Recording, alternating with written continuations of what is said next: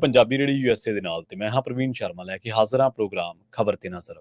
ਖਬਰ ਤੇ ਨਜ਼ਰ ਪ੍ਰੋਗਰਾਮ ਦੇ ਵਿੱਚ ਕਈ ਅਹਿਮ ਤੇ ਕਈ ਖਾਸ ਖਬਰਾਂ ਨੂੰ ਲੈ ਕੇ ਚਰਚਾ ਕਰਨ ਦੇ ਲਈ ਜੁੜ ਚੁੱਕੇ ਨੇ ਮਿੰਟੂ ਗੁਰਸਰੀਗਾ ਜੀ। ਮਿੰਟੂ ਸਤਿ ਸ਼੍ਰੀ ਅਕਾਲ, ਸਵਾਗਤ ਹੈ ਜੀ ਪੰਜਾਬੀ ਰੇਡੀਓ ਯੂਐਸਏ ਤੇ।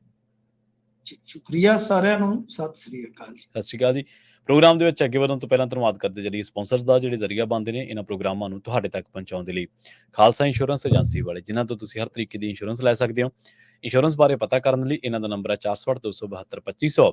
ਇਹ 1992 ਤੋਂ ਲਗਾਤਾਰ ਇੰਸ਼ੋਰੈਂਸ ਬਿਜ਼ਨਸ ਦੇ ਵਿੱਚ ਸ਼ਾਨਦਾਰ ਸੇਵਾਵਾਂ ਦੇ ਰਹੇ ਨੇ ਤੇ ਅਮਰੀਕਾ ਭਰ ਦੇ ਵਿੱਚ ਇੰਸ਼ੋਰੈਂਸ ਕਰਦੇ ਨੇ। ਓਬਾਮਾ ਕੇਅਰ, ਮੈਡੀਕੇਅਰ ਜਾਂ ਫਿਰ ਕਵਰਡ ਕੈਲੀਫੋਰਨੀਆ ਬਾਬਤ ਪਾਲਿਸੀ ਕਰਵਾਉਣ ਦੇ ਲਈ, ਸਲਾਹ ਲੈਣ ਦੇ ਲਈ ਅੱਜ ਹੀ ਕਾਲ ਕਰੋ 468-272-2500 ਤੇ। ਟਰਕੀਅਨ ਇਮੀਗ੍ਰੇਸ਼ਨ ਲਾ ਫਰਮ ਵਾਲੇ ਜੇ ਟਰਕੀਅਨ ਟੋਨੀ ਟਰਕੀਅਨ ਦੇ ਨਾਲ ਤੁਸੀਂ ਯੂਐਸ ਇਮੀਗ੍ਰੇਸ਼ਨ ਬਾਬਤ ਕੋਈ ਵੀ ਸਲਾਹ ਕਰਨੀ ਹੈ, ਕੋਈ ਵੀ ਸਵਾਲ ਪੁੱਛਣਾ ਤੇ ਇਹਨਾਂ ਦਾ ਨੰਬਰ ਹੈ 4159090503। Jaswinder Singh, Nachhattar Kaur Nagra Roswell, Charan Singh Sukhwinder Dhaliwal Arizona, Krishan Dhanota Yuba City, Baljinder Singh Nijjar Woodland, Paramjit Kaur Angi Vacaville, Pritpal Singh Sidhu Fresno, GN live ਵਾਲੇ ਟਰੱਕ ਵਾਸ਼ ਕਰਦੇ ਨੇ, ਆਇਲ ਚੇਂਜ ਕਰਦੇ ਨੇ, ਏਅਰ ਬ੍ਰੇਕਾਂ ਦਾ ਕੰਮ ਤਸੱਲੀ ਬਖਸ਼ ਕਰਵਾ ਸਕਦੇ ਹੋ। ਨਵੇਂ ਪੁਰਾਣੇ ਟਾਇਰ ਵੀ ਇਹਨਾਂ ਤੋਂ ਮਿਲਦੇ ਨੇ। ਲੋਕੇਸ਼ਨ ਸੈਂਟਾ ਨੀਲਾ ਦੀ। ਨਿਮਾ ਸਹੋਤਾ ਦੇ ਨਾਲ ਗੱਲ ਕੀਤੀ ਜਾ ਸਕਦੀ ਹੈ 209-277-0113 ਤੇ ਟੈਂਟਲਿਵ ਟਰੱਕ ਸਟਾਪ ਵਾਲੇ। ਇਹਨਾਂ ਸਾਰੇ ਹੀ ਸਪਾਂਸਰਸ ਦਾ ਬਹੁਤ ਬਹੁਤ ਧੰਨਵਾਦ। ਤੇ ਜੇਕਰ ਤੁਸੀਂ ਵੀ ਪੰਜਾਬੀ ਰੇਡੀਓ ਯੂਐਸਏ ਦੇ ਇਹਨਾਂ ਪ੍ਰੋਗਰਾਮਾਂ ਨੂੰ ਸਪਾਂਸਰ ਕਰਨਾ ਚਾਹੁੰਦੇ ਹੋ ਤਾਂ ਸਟੂਡੀਓ ਦਾ ਨੰਬਰ ਹੈ 408-272-5200। ਅੱਜ ਦਾ ਇਹ ਖਬਰ ਤੇ ਨਜ਼ਰ ਪ੍ਰੋਗਰਾਮ ਸਾਲ 2024 ਦੀ 20 ਸਤੰਬਰ ਦਾ ਪ੍ਰੋਗਰਾਮ ਹੈ ਤੇ ਦਿਨ ਅੱਜ ਸ਼ੁੱਕਰਵਾਰ ਹੈ। ਮਿੰਟੂ ਜੀ, ਖਬਰਾਂ ਦੀ ਸ਼ੁਰੂਆਤ ਕਰੀਏ ਇਸ ਟਾਈਮ ਗੁਰਦਾਸ ਮਾਨ ਤੋਂ। ਗੁਰਦਾਸ ਮਾਨ ਨੇ ਹੱਥ ਜੋੜ ਕੇ ਮਾਫੀ ਮੰਗ ਲਈ ਹੈ ਜੀ। ਦੇਖੋ ਪ੍ਰਵੀਨ ਜੀ, ਮੈਨੂੰ ਨਹੀਂ ਪਤਾ ਕਿ ਇਹ ਜਿਹੜੀ ਇੰਟਰਵਿਊ ਆ ਕਿੱਦਾਂ ਟੈਲੀਕਾਸਟ ਹੋਈ ਆ, ਕਿਸ ਰੇਡੀਓ ਤੇ ਟੈਲੀਕਾਸਟ ਹੋਈ ਆ, ਪਰ ਅੱਜ ਇੰਡੀਆ ਦੇ ਵਿੱਚ ਇਹ ਜਿਹੜੀ ਆ ਕਹ ਲੋ ਖਾਸ ਤੌਰ ਤੇ ਪੰਜਾਬੀਆਂ 'ਚ ਬਹੁਤ ਵੱਡੀ ਖਬਰ ਸੀ। ਇਹ ਪੰਜਾਬੀ ਰੇਡੀਓ ਯੂਐਸਏ ਤੇ ਟੈਲੀਕਾਸਟ ਹੋਈ ਹੈ ਜੀ। ਜੀ, ਹਾਂ, ਕਿਉਂਕਿ ਗੁਰਦਾਸ ਮਾਨ ਦੀ ਜਿਹੜੀ ਉਹ ਕਲਿੱਪ ਹੈ ਉਹ ਕਾਫੀ ਵਾਇਰਲ ਹੋਈ ਜੀ, ਜਿਹਦੇ ਵਿੱਚ ਗੁਰਦਾਸ ਮਾਨ ਥੋੜੇ ਭਾਵੁਕ ਹੁੰਦੇ ਆ ਤੇ ਆਪਣੀਆਂ ਸਾਰੀਆਂ ਗਲਤੀਆਂ ਨੂੰ ਝੋਲੀ ਅੱਡ ਵਿੱਚ ਪਵਾ ਕੇ ਮਾਫੀ ਮੰਗ। ਠੀਕ ਹੈ ਜੀ। ਤਾਂ ਉਸ ਤੋਂ ਬਾਅਦ ਕਹਿ ਲਓ ਕਿ ਇਹ ਇੱਕ ਨਿਊਜ਼ ਬਣ ਗਈ। ਨਿਊਜ਼ ਇਸ ਕਰਕੇ ਬਣ ਗਈ ਕਿਉਂਕਿ ਇਹ ਪਿਛਲੇ, ਜੇ ਆਪਾਂ ਵੇਖੀਏ, ਤਕਰੀਬਨ 4-4.5 ਵਰ੍ਹਿਆਂ ਤੋਂ ਬਹੁਤ ਜ਼ਿਆਦਾ ਮੁੱਦਾ ਜਿਹੜਾ ਭਖਿਆ ਹੋਇਆ ਸੀ। ਬਹੁਤ ਕੁਝ ਹੋਇਆ। ਦੇਖੋ, ਜੇ ਅਸੀਂ ਪਿੱਛੇ ਜਾਂਦੇ ਹਾਂ ਤਾਂ ਇਹ ਚੀਜ਼ਾਂ ਜਿਹੜੀਆਂ ਹੁੰਦੀਆਂ ਨਾ ਕਈ ਵਾਰ ਵਸੋਂ ਬਾਹਰ ਹੋ ਜਾਂਦੀਆਂ। ਗੁਰਦਾਸ ਮਾਨ ਨੇ ਉਸ ਮੌਕੇ ਤੇ ਬਿਆਨ ਦਿੱਤਾ। ਵੈਸੇ ਉਹਦਾ ਸ਼ਾਇਦ ਮਤਲਬ ਕਿ ਕੋਈ ਜ਼ਿਆਦਾ ਕੰਟਰੋਵਰਸੀ ਕ੍ਰੀਏਟ ਨਾ ਹੁੰਦੀ ਜੇਕਰ ਅਮਿਤ ਸ਼ਾਹ ਦਾ ਉਸ ਤੋਂ ਕੁਝ ਦਿਨ ਪਹਿਲਾਂ ਬਿਆਨ ਆਇਆ। ਹਾਂਜੀ, ਆਪਾਂ ਉਦੋਂ ਚਰਚਾ ਕਰਕੇ ਮੈਨੂੰ ਅੱਜ ਵੀ ਯਾਦ ਹੈ, ਮੈਂ ਮਾਨਸਾ ਇੱਕ ਮੀਟਿੰਗ 'ਚ ਜਾ ਰਿਹਾ ਸੀ ਉਸ ਦਿਨ। ਜੀ। ਤੇ ਸਵੇਰੇ ਇੱਕ ਮੈਨੂੰ ਜਿਹੜਾ ਇੱਥੇ ਸਾਡੇ ਪੰਜਾਬ ਦੇ ਵਿੱਚ ਨੰਬਰ 1 ਕਹ ਲਓ ਮੇਨ ਸਟ੍ਰੀਮ ਚੈਨਲ ਹੈ, ਜਿਹਦੀ ਵਿਊਸ਼ਿਪ ਬਹੁਤ ਜ਼ਿਆਦਾ ਹੈ, ਤਾਂ ਉਹਨਾਂ ਨੇ ਮੈਨੂੰ 10-10:30 ਕਾਲ ਕੀਤੀ ਜੀ। ਤੇ ਮੈਂ ਮਤਲਬ ਕਿ ਹੈਰਾਨ ਰਹਿ ਗਿਆ। ਉਹਨਾਂ ਨੇ ਕਿਹਾ ਜੀ ਅਸੀਂ ਫੋਲੋ ਕਰਨਾ ਹੈ। ਤਾਂ ਉਹ ਯਕਦਮ ਮੈਂ ਗੱਡੀ ਰੋਡ ਤੇ ਲਾਈ ਤੇ ਉਹਨਾਂ ਨੇ ਆਹ ਗੱਲ ਦੱਸੀ ਕਿ ਇਸ ਤਰ੍ਹਾਂ ਬਿਆਨ ਹੈ ਜੀ, ਕੰਟਰੋਵਰਸੀ ਹੈ, ਤੁਹਾਡਾ ਟੇਕ। ਤਾਂ ਮੈਂ ਉੱਥੇ ਹੀ ਮਤਲਬ ਕਿ ਮੇਰਾ ਯਾਨੀ ਕਹਿ ਲਓ ਕਿ ਅਚਨਚੇਤ ਜਿਹੜਾ ਸੀਗਾ ਨਾ, ਉਹੀ ਮਾਮਲਾ ਮੇਰੇ ਮਨ ਦੇ ਵਿੱਚੋਂ ਵੀ ਨਿਕਲਿਆ ਕਿ ਗੁਰਦਾਸ ਮਾਨ ਨੇ ਗਲਤੀ ਕਰ ਲਈ ਹੈ, ਕਿਉਂਕਿ ਉਹਨਾਂ ਨੂੰ ਇਹ ਜਿਹੜਾ ਮੌਕਾ ਸੀਗਾ ਉਹ ਦੇਖਣਾ ਚਾਹੀਦਾ ਸੀ। ਤਾਂ ਉਹਨਾਂ ਨੂੰ ਅਮਿਤ ਸ਼ਾਹ ਵਾਲੇ ਬਿਆਨ ਦੇ ਨਾਲ ਹੀ ਜੋੜਿਆ ਜਾਏ। ਉਹੀ ਹੋਇਆ ਜੀ। ਉਸ ਤੋਂ ਬਾਅਦ ਕੈਨੇਡਾ ਦੇ ਵਿੱਚ ਜੋ ਸ਼ੋਅ ਹੋਇਆ ਉਹਦਾ ਸਾਰਾ ਘਟਨਾਕ੍ਰਮ, ਉਸ ਤੋਂ ਬਾਅਦ ਜੇ ਅੱਗੇ ਆਓਗੇ ਕਿਸਾਨੀ ਅੰਦੋਲਨ 'ਚ ਜਾਣਾ, ਫਿਰ ਉਹਨਾਂ ਦਾ ਇੱਕ ਗੀਤ ਕੱਢਣਾ ਯਾਨੀ ਗਿਲਾਜ਼ਾਰ ਕਰਨਾ, ਉਹਦੇ ਵਿੱਚ ਵੀ ਕਹਿ ਲਓ ਕਿ ਵਿਸ਼ੇਸ਼ ਤੌਰ ਤੇ ਸਿੱਖਾਂ ਨੂੰ ਥੋੜਾ ਦਿਖਾਉਣਾ ਕਿ ਇਹਨਾਂ ਨੇ ਮੇਰੇ ਨਾਲ ਜ਼ਿਆਦਾ ਕੀਤੀ ਹੈ, ਜ਼ਿਆਦਤੀ ਕੀਤੀ ਹੈ। ਤਾਂ ਯਾਨੀ ਇਹ ਸਾਰਾ ਕੁਝ ਇੰਨਾ ਜ਼ਿਆਦਾ ਕਹਿ ਲਓ ਕਿ ਬਣ ਗਿਆ ਕਿ ਗੁਰਦਾਸ ਮਾਨ ਤੇ ਇੱਕ ਤਰ੍ਹਾਂ ਨਾਲ ਕਹਿ ਲਓ ਇੱਕ ਧੜਾ ਵਰਸਜ ਹੋ ਗਿਆ। ਹੁਣ ਉਹਨਾਂ ਨੇ ਜਦੋਂ ਗਲਤੀ ਦੇਖੋ ਮੰਨ ਲਈ ਆ, ਮੇਰੇ ਖਿਆਲ ਦੇ ਨਾਲ ਮੈਂ ਖੁਦ ਜਦੋਂ ਜਵਾਨ ਹੋਇਆ ਜਾਂ ਮੇਰੇ ਹਮ ਉਮਰ ਸਾਰੇ ਗੁਰਦਾਸ ਮਾਨ ਨੂੰ ਹੀ ਸੁਣ ਕੇ ਅਸੀਂ ਜਵਾਨ ਹੋਏ, ਕਿਉਂਕਿ ਦੁਗਾਣਾ ਗਾਇਕੀ ਤੋਂ ਹਟ ਕੇ ਜੇਕਰ ਕੋਈ ਗਾਇਕ ਸਟੈਬਲਿਸ਼ ਹੋਇਆ ਸੀਗਾ 80 ਦੇ ਦਹਾਕੇ 'ਚ, 90 ਦੇ ਦਹਾਕੇ 'ਚ, 2000 ਦੇ ਦਹਾਕੇ 'ਚ, 2010 ਦੇ ਦਹਾਕੇ 'ਚ ਜੇ ਕੋਈ ਚੱਲਿਆ ਤਾਂ ਉਹ ਮਾਨ ਸੀਗਾ। ਉਦੋਂ ਤੱਕ ਲਗਾਤਾਰ ਚੱਲਿਆ। ਤਾਂ ਕਹਿਣ ਦਾ ਮਤਲਬ ਹੈ ਕਿ ਇਹ ਸਾਰੀਆਂ ਇਸ ਤਰ੍ਹਾਂ ਗੱਲਾਂ ਜੁੜਦੀਆਂ ਗਈਆਂ। ਫਿਰ ਉਹਦੇ 'ਚ ਪੁਰਾਣਾ ਮਾਮਲਾ ਵੀ ਇੱਕ ਸੀਗਾ ਡੇਰੇ ਵਾਲਾ, ਜਿਹੜਾ ਹਾਈ ਕੋਰਟ ਤੱਕ ਗਿਆ ਗੁਰੂ ਸਾਹਿਬ ਬਾਰੇ। ਸ਼ਾਇਦ ਉਸ ਇੰਟਰਵਿਊ 'ਚ ਵੀ ਗੱਲ ਹੋਈ ਹੈ, ਜਿਹੜਾ ਉਹ ਕਲਿੱਪ ਮੈਂ ਥੋੜਾ ਜਿਹਾ ਦੇਖਿਆ, ਕੁਝ ਸਕਿੰਟ ਦਾ ਕਲਿੱਪ ਇੱਥੇ ਚੱਲਿਆ, ਮੈਂ ਇੰਟਰਵਿਊ ਤੇ ਨਹੀਂ ਦੇਖਿਆ। ਤਾਂ ਉਹ ਫਿਰ ਹੁਣ ਅੱਜ ਇੱਥੇ ਕਹਿ ਲਓ ਕਿ ਬੜੀ ਵੱਡੀ ਇੱਕ ਤਰ੍ਹਾਂ ਨਾਲ ਖਬਰ ਬਣੀ ਕਿ ਗੁਰਦਾਸ ਮਾਨ ਨੇ ਮਾਫੀ ਮੰਗ ਲਈ, ਮਾਫ ਕਰ ਦੇਣਾ ਚਾਹੀਦਾ ਕਿ ਨਹੀਂ, ਵਗੈਰਾ ਵਗੈਰਾ ਸਵਾਲ ਹੈ ਜਿਹੜੇ ਸਾਰੇ। ਤਾਂ ਮੇਰਾ ਮੰਨਣਾ ਇਹ ਆ ਕਿ ਦੇਖੋ, ਜਿਸ ਬੰਦੇ ਨੇ 40-45 ਸਾਲ ਗਾਇਆ, ਉਮਰ ਦਾ ਉਹਦਾ ਇਹ ਪੜਾਇਆ ਕਿ ਕੈਰੀਅਰ ਆਖਰੀ ਪੜਾਅ ਤੇ ਆ, ਕੋਈ ਬਹੁਤਾ ਲੰਮਾ ਨਹੀਂ ਚੱਲਦਾ ਹੁੰਦਾ। ਇਸ ਉਮਰ ਤੋਂ ਬਾਅਦ ਕੋਈ ਕਿੰਨਾ 5 ਸਾਲ ਕੋਈ ਗਾ ਲੂਗਾ, 10 ਸਾਲ ਗਾ ਲੂਗਾ। ਪਰ ਜੇ ਇੱਕ ਮੌਕੇ ਤੇ ਕੋਈ ਬੰਦਾ ਆਪਣੀ ਕਿਸੇ ਵੀ ਕਿਸਮ ਦੀ ਗਲਤੀ ਨੂੰ ਰਿਅਲਾਈਜ਼ ਕਰਦਾ, ਉਹਦੀ ਖਿਮਾ ਯਾਚਨਾ ਕਰਦਾ, ਤੇ ਮੇਰੇ ਖਿਆਲ ਦੇ ਨਾਲ ਫਿਰ ਇਹਦੇ ਚ ਕੀ ਗੱਲ ਹੈ, ਮਾਫ ਕਰ ਦੇਣਾ ਚਾਹੀਦਾ। ਫਰਾਕ ਦਿਲੀ ਤੇ ਇਹੀ ਹੁੰਦੀ ਆ, ਸਮੇਂ ਦੀ ਮੰਗ ਵੀ ਇਹੀ ਹੁੰਦੀ ਆ। ਗਿਲੇ ਸ਼ਿਕਵੇ ਸਾਡੇ ਘਰਾਂ ਚ ਵੀ ਚੱਲਦੇ ਰਹਿੰਦੇ ਆ, 4-4 ਸਾਲ ਯਾਰ ਵੀ ਨਹੀਂ ਬੋਲਦੇ, ਰਿਸ਼ਤੇਦਾਰ ਵੀ ਆਪੋ ਵਿੱਚ ਨਹੀਂ ਬੋਲਦੇ, ਖੀਰ ਸੁਲ੍ਹਾ ਹੋ ਜਾਂਦੀ ਆ। ਤਾਂ ਇਹ ਆ ਕਿ ਠੀਕ ਹੈ, ਪਸੰਦ ਨਾ ਪਸੰਦ ਆਪਣੀ ਜਗ੍ਹਾ ਤੇ, ਪਰ ਜੇ ਕੋਈ ਗਲਤੀ ਮੰਨਦਾ ਤੇ ਅਸੀਂ ਉਹਨੂੰ ਇਹ ਕਹੀਏ ਕਿ ਤੇਰੀ ਮਾਫੀ ਵੀ ਮਨਜ਼ੂਰ ਨਹੀਂ, ਫਿਰ ਮੇਰੇ ਖਿਆਲ ਦੇ ਨਾਲ ਹੋਰ ਤਾਂ ਕੁਝ ਬਚਦਾ ਨਹੀਂ ਹੈ। ਸਭ ਗੱਲ ਇਹ ਆ ਕਿ ਗੁਰਦਾਸ ਮਾਨ ਵਾਲਾ ਮੁੱਦਾ ਜਿਹੜਾ, ਉਹ ਅੱਜ ਮੈਂ ਜਿਵੇਂ ਤੁਹਾਨੂੰ ਦੱਸਿਆ ਕਿ ਮੈਨੂੰ ਨਹੀਂ ਪਤਾ ਕਿਸ ਟਾਈਮ ਉਹ ਟੈਲੀਕਾਸਟ ਹੋਈ ਹੈ, ਬਹਰਹਾਲ ਇੰਡੀਆ 'ਚ ਅੱਜ ਇਹਦੀ ਕਾਫੀ ਚਰਚਾ ਰਹੀ। ਜੀ ਜੀ ਬਿਲਕੁਲ। ਅਗਲੀ ਖਬਰ ਦੇ ਵੱਲ ਵਧੀਆ ਮਿੰਟੂ ਜੀ, ਤੇ ਗੱਲ ਕਰੀਏ ਸੋਸ਼ਲ ਮੀਡੀਆ ਤੇ ਜਿਹੜੀਆਂ ਖਾਲਿਸਤਾਨ ਪੱਖੀ ਪੋਸਟਾਂ ਉਹਨਾਂ ਦੇ ਬਾਰੇ। ਹੁਣ ਕਹਿੰਦੇ ਕਿ ਇਹ ਪੋਸਟਾਂ ਪਾਉਣ ਵਾਲਿਆਂ ਦੀ ਖੈਰ ਨਹੀਂ ਜੀ। ਤੁਹਾਨੂੰ ਯਾਦ ਹੋਣਾ ਜਦੋਂ BNS ਲਾਗੂ ਹੋਇਆ ਸੀਗਾ ਜੀ, ਮੈਂ ਵੈਸੇ ਆਪਦੇ ਪਰਸਨਲ ਨਿੱਜੀ ਪੇਜ ਤੇ ਵੀ ਇੱਕ ਵੀਡੀਓ ਕੀਤਾ ਸੀਗਾ। ਉਸ ਤੋਂ ਬਾਅਦ ਜਿੱਥੇ ਜਿੱਥੇ ਵੀ ਮੈਂ ਕੰਮ ਕਰਦਾ, ਜਿਸ ਅਦਾਰੇ ਨਾਲ ਮੈਂ ਜੁੜਿਆ, ਉੱਥੇ ਵੀ ਮੈਂ ਦੱਸ ਦਿੱਤਾ ਸੀਗਾ ਕਿ BNS ਦੇ ਵਿੱਚ ਬਹੁਤ ਸਾਰੀਆਂ ਚੀਜ਼ਾਂ ਬਦਲ ਜਾਊਗੀਆਂ। ਤਾਂ ਉਹਨਾਂ ਦੇ ਵਿੱਚ ਇੱਕ ਹੋਏਗਾ ਉਹ ਮਾਮਲਾ ਜਿਹੜਾ ਸੁਪਰੀਮ ਕੋਰਟ 'ਚ ਗਿਆ ਸੀਗਾ, ਜਿਸ ਵੇਲੇ ਮਤਲਬ ਕਿ 2 ਸਿੱਖਾਂ ਤੇ ਦੇਸ਼ ਧਰੋਹ ਦਾ ਮੁਕੱਦਮਾ ਦਰਜ ਕਰ ਦਿੱਤਾ ਗਿਆ ਸੀ। ਤਾਂ ਸੁਪਰੀਮ ਕੋਰਟ ਦੀ ਜੋ ਆਬਜ਼ਰਵੇਸ਼ਨ ਸੀਗੀ ਉਸ ਵਿਸ਼ੇ ਤੇ ਉਹ ਇਹ ਸੀਗੀ ਕਿ ਜੇ ਕੋਈ ਵੱਖਵਾਦੀ ਸਲੋਗਨ ਇਸਤੇਮਾਲ ਕਰਦਾ ਹੈ, ਹਿੰਸਾ ਮਤਲਬ ਕਿ ਹਿੰਸਾ ਨਾ ਵਰਤ ਕੇ ਜਾਂ ਹਿੰਸਾ ਨੂੰ ਪ੍ਰੇਰਿਤ ਨਾ ਕਰਕੇ, ਤਾਂ ਉਹਦੇ ਤੇ ਦੇਸ਼ ਧਰੋਹ ਨਹੀਂ ਲੱਗ ਸਕਦਾ। ਜੀ ਜੀ, ਇਹ ਕਹਿ ਲਓ ਅਰਲੀ 90 ਦੀ ਗੱਲ ਆ ਜਦੋਂ ਇਹ ਫੈਸਲਾ ਆਇਆ ਸੀਗਾ, ਜਿਹਦਾ ਹਵਾਲਾ ਤੁਸੀਂ ਅਕਸਰ ਸਿਮਰਨਜੀਤ ਸਿੰਘ ਮਾਨ ਦੇ ਮੂੰਹੋਂ ਜ਼ਰੂਰ ਸੁਣਿਆ ਹੋਵੇਗਾ ਕਿ ਸਾਨੂੰ ਸੁਪਰੀਮ ਕੋਰਟ ਨੇ ਹੱਕ ਦਿੱਤਾ, ਅਸੀਂ ਖਾਲਿਸਤਾਨ ਦੀ ਮੰਗ ਜਾਂ ਆਪਣੇ ਆਜ਼ਾਦ ਖਿੱਤੇ ਦੀ ਮੰਗ ਕਰ ਸਕਦੇ ਹਾਂ। ਜੀ ਜੀ, ਇਹ ਗੱਲ ਤੁਸੀਂ ਕਿਤੇ ਨਾ ਕਿਤੇ ਸੁਣੀ। ਹਾਂਜੀ, ਪਰ BNS ਨੂੰ ਜਦੋਂ ਗੌਰ ਨਾਲ ਪੜੋਗੇ, ਕਿਉਂਕਿ ਦੇਖੋ ਮਾਮਲਾ ਹੀ ਇਹ ਆ ਕਿ ਸਾਡੇ ਇੱਥੇ ਮੀਡੀਆ ਵਾਲੇ ਨਹੀਂ ਪੜ੍ਹਦੇ, ਤਾਂ ਫਿਰ ਤੁਹਾਡੇ ਤੱਕ ਜਾਣਕਾਰੀ ਕੀ ਆਉਣੀ ਜਦੋਂ ਇੰਡੀਅਨ ਮੀਡੀਆ ਦੇ ਵਿੱਚ ਕੋਈ ਗੱਲਾਂ ਇਸ ਤਰ੍ਹਾਂ ਚੱਲਦੀਆਂ ਹੀ ਨਹੀਂ ਆ। ਠੀਕ ਆ, ਕੁਝ ਐਕਸਪਰਟ ਜ਼ਰੂਰ ਮਾੜਾ ਮੋਟਾ ਦੱਸ ਜਾਂਦੇ ਨੇ, ਤਾਂ BNS ਦੇ ਵਿੱਚ ਯਾਨੀ ਜਿਹੜੇ ਬਦਲੇ ਕਾਨੂੰਨ ਆ ਉਹਨਾਂ ਦੇ ਵਿੱਚ ਕਾਫੀ ਕੁਝ ਇਹਨਾਂ ਨੇ ਬਦਲ ਦਿੱਤਾ ਹੈ। ਜੀ, ਬਦਲਿਆ ਇਉਂ ਆ ਕਿ ਯਾਨੀ ਜਿਹੜਾ ਉਹ ਅੱਗੇ ਦੇਸ਼ ਧਰੋਹ ਵਾਲਾ ਮੁਕੱਦਮਾ ਸੀ, ਉਹਦੀ ਧਾਰਾ ਬਦਲ ਦਿੱਤੀ ਹੈ 124, ਤਾਂ ਉਹਨੂੰ ਉਹਦੇ ਨਾਲੋਂ ਵੀ ਸਖਤ ਕਰ ਦਿੱਤਾ ਗਿਆ। ਬਹੁਤ ਜ਼ਿਆਦਾ ਸਖਤ ਕਰ ਦਿੱਤਾ ਗਿਆ। ਮੈਂ ਸ਼ਾਇਦ ਇੱਥੇ ਵੀ ਗੱਲ ਕੀਤੀ ਹੋਏਗੀ, ਹੁਣ ਮੈਨੂੰ ਵਿਸਰ ਗਿਆ, ਪਤਾ ਨਹੀਂ ਕੀਤੀ ਹੈ ਕਿ ਨਹੀਂ। ਮੈਂ ਤੁਹਾਨੂੰ ਕਿਹਾ ਸੀਗਾ ਕਿ ਇੱਥੇ ਇਹ ਸਭ ਕੁਝ ਬਦਲ ਦਿੱਤਾ ਗਿਆ ਕਿ ਹੁਣ ਤੁਸੀਂ ਅਜਿਹਾ ਬੋਲ ਕੇ ਜਾਂ ਲਿਖ ਕੇ ਜਾਂ ਕੁਝ ਇਸ ਤਰ੍ਹਾਂ ਨਹੀਂ ਕਰ ਸਕਦੇ। ਜੀ, ਇਹਨਾਂ ਨੇ ਹੌਲੀ ਹੌਲੀ ਇਹ ਕੁਝ ਕਰਨਾ ਸੀ।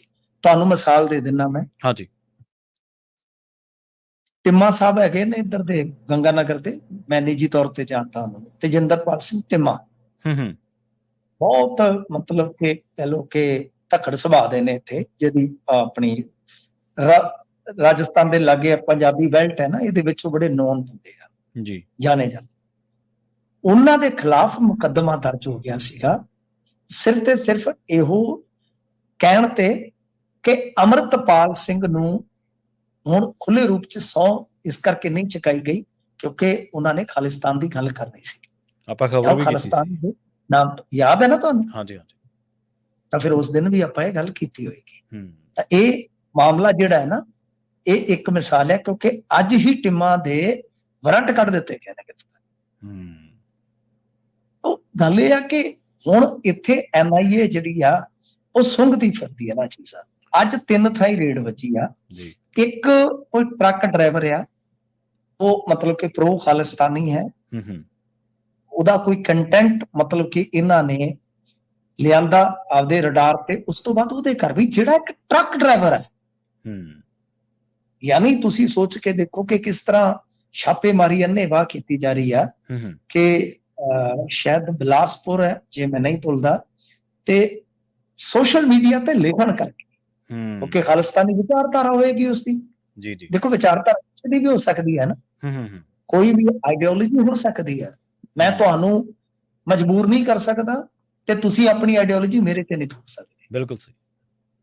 ਇਹੀ ਇੱਕ ਕਹਿ ਲਓ ਕਿ ਡੈਮੋਕ੍ਰੈਟਿਕ ਵੈਲਿਊਜ਼ ਹੁੰਦੀਆਂ ਨੇ, ਤੇ ਇਹੀ ਯਾਰੀ ਮਿੱਤਰਤਾ ਹੁੰਦੀ ਹੈ।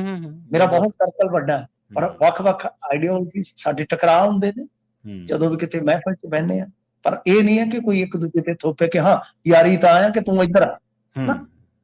ਹਰੇਕ ਦੇ ਆਪੋ ਆਪਣੇ ਵਿਚਾਰ ਆ। ਸੋ ਗੱਲ ਇਹ ਆ ਕਿ ਇੱਕ ਡਰਾਈਵਰ ਦੇ ਘਰੇ ਜਾਣਾ ਤੜਕੇ 5 ਵਜੇ, ਫੇਰ ਚਿੱਟਾ ਕਰਦੇ ਆ ਇਹ ਹਰਲ, ਤਾਂ ਫਿਰ ਉਸ ਤੋਂ ਬਾਅਦ ਇਹੀ ਗੱਲ ਨਿਕਲੀ ਆ ਕਿ ਇੱਕ ਸੀਮੈਂਟ ਦੀ ਫੈਕਟਰੀ 'ਚ ਇਹ ਡਰਾਈਵਰੀ ਕਰਦਾ ਬੰਦਾ ਇਸ ਕਰਕੇ ਹੀ ਇਹਨਾਂ ਦੇ ਨਿਸ਼ਾਨੇ ਤੇ ਆ ਗਿਆ ਕਿ ਖਾਲਿਸਤਾਨ ਦੇ ਨਾਲ ਜੁੜਿਆ ਇਹ ਕੁਝ ਕੰਟੈਂਟ ਪੋਸਟ ਕਰਦਾ ਸੀ ਜਾਂ ਕੀਤਾ ਸੀ, ਤੇ ਲੋਕਲ ਥਾਣੇ 'ਚ ਲੈ ਗਏ ਇਹਨੂੰ ਤਾਂ ਨਾਲ, ਜਿਹੜਾ ਪੇਸ਼ੇ ਤੇ 2 ਮੋਬਾਈਲ ਫੋਨ ਜਿਹੜੇ ਆ ਉਹ ਨਾਲ ਲੈ ਗਏ ਨੇ। ਤੇ ਇੱਕ ਕੇਸ ਦੱਸਦੇ ਆ ਕਿ ਇਹਦੇ ਖਿਲਾਫ ਸ਼ਾਇਦ ਪਹਿਲਾਂ ਵੀ ਦਰਜ ਹੋਇਆ ਜਾਂ ਨਹੀਂ ਹੋਇਆ, ਮੈਨੂੰ ਪਤਾ ਨਹੀਂ ਹੈ, ਪਰ ਇਹ ਹੈ ਕਿ ਵੈਸੇ ਹੁਣ ਇਹਨੂੰ ਗ੍ਰਿਫਤਾਰ ਤੇ ਨਹੀਂ ਕੀਤਾ, ਤੇ ਕੁਝ ਸ਼ਾਇਦ ਤਲਬ ਕੀਤਾ ਗਿਆ। ਠੀਕ ਹੈ ਜੀ। ਇਹ ਹੋ ਸਕਦਾ ਕਿ ਜਿਵੇਂ ਸੁਖਰਾਜ ਸਿੰਘ ਨਿਆਮੀ ਵਾਲਾ ਨੂੰ ਤਲਬ ਕਰ ਲਿਆ ਸੀ, ਤੁਹਾਨੂੰ ਯਾਦ ਹੋਣਾ।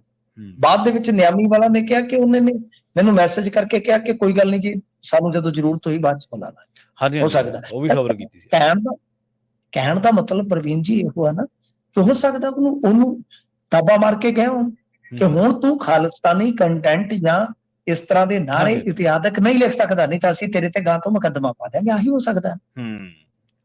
ਤਾਂ ਗੱਲ ਇਹੀ ਹੈ ਜਿਹੜੀ ਮੈਂ ਕਹਿ ਰਿਹਾ ਸੀ ਵਾਰ-ਵਾਰ ਕਿ ਇਹਨਾਂ ਲੀਡਰਾਂ ਨੇ ਸਮੇਂ ਸਿਰ ਕੋਈ ਗੱਲ ਨਹੀਂ ਜੇ ਦੱਸਣੀ ਹੁੰਦੀ, ਮੈਂ ਤੁਹਾਨੂੰ ਸਿੱਧੀ ਗੱਲ ਦੱਸਾਂ ਕਿ ਬਈ ਆਹ ਕੁਛ ਬਦਲਾਅ ਹੋਇਆ ਨਾ, ਉਹਨੂੰ ਕਿਸੇ ਨੇ ਚੈਲੰਜ ਕੀਤਾ ਕਿ ਬਈ ਜਦੋਂ ਸੁਪਰੀਮ ਕੋਰਟ ਨੇ ਪਹਿਲਾਂ ਇਹ ਚੀਜ਼ ਕਹੀ ਆ ਤਾਂ ਹੁਣ ਇਸ ਨੂੰ ਦੇਸ਼ ਧਰੋਹ ਵਰਗੇ ਮਾਮਲੇ ਦੇ ਵਿੱਚ ਪਾ ਦੇਣਾ ਤਾਂ ਕਿਉਂ? ਕਿਉਂਕਿ ਇੱਥੇ ਬਹੁਤ ਸਖਤੀ ਆ।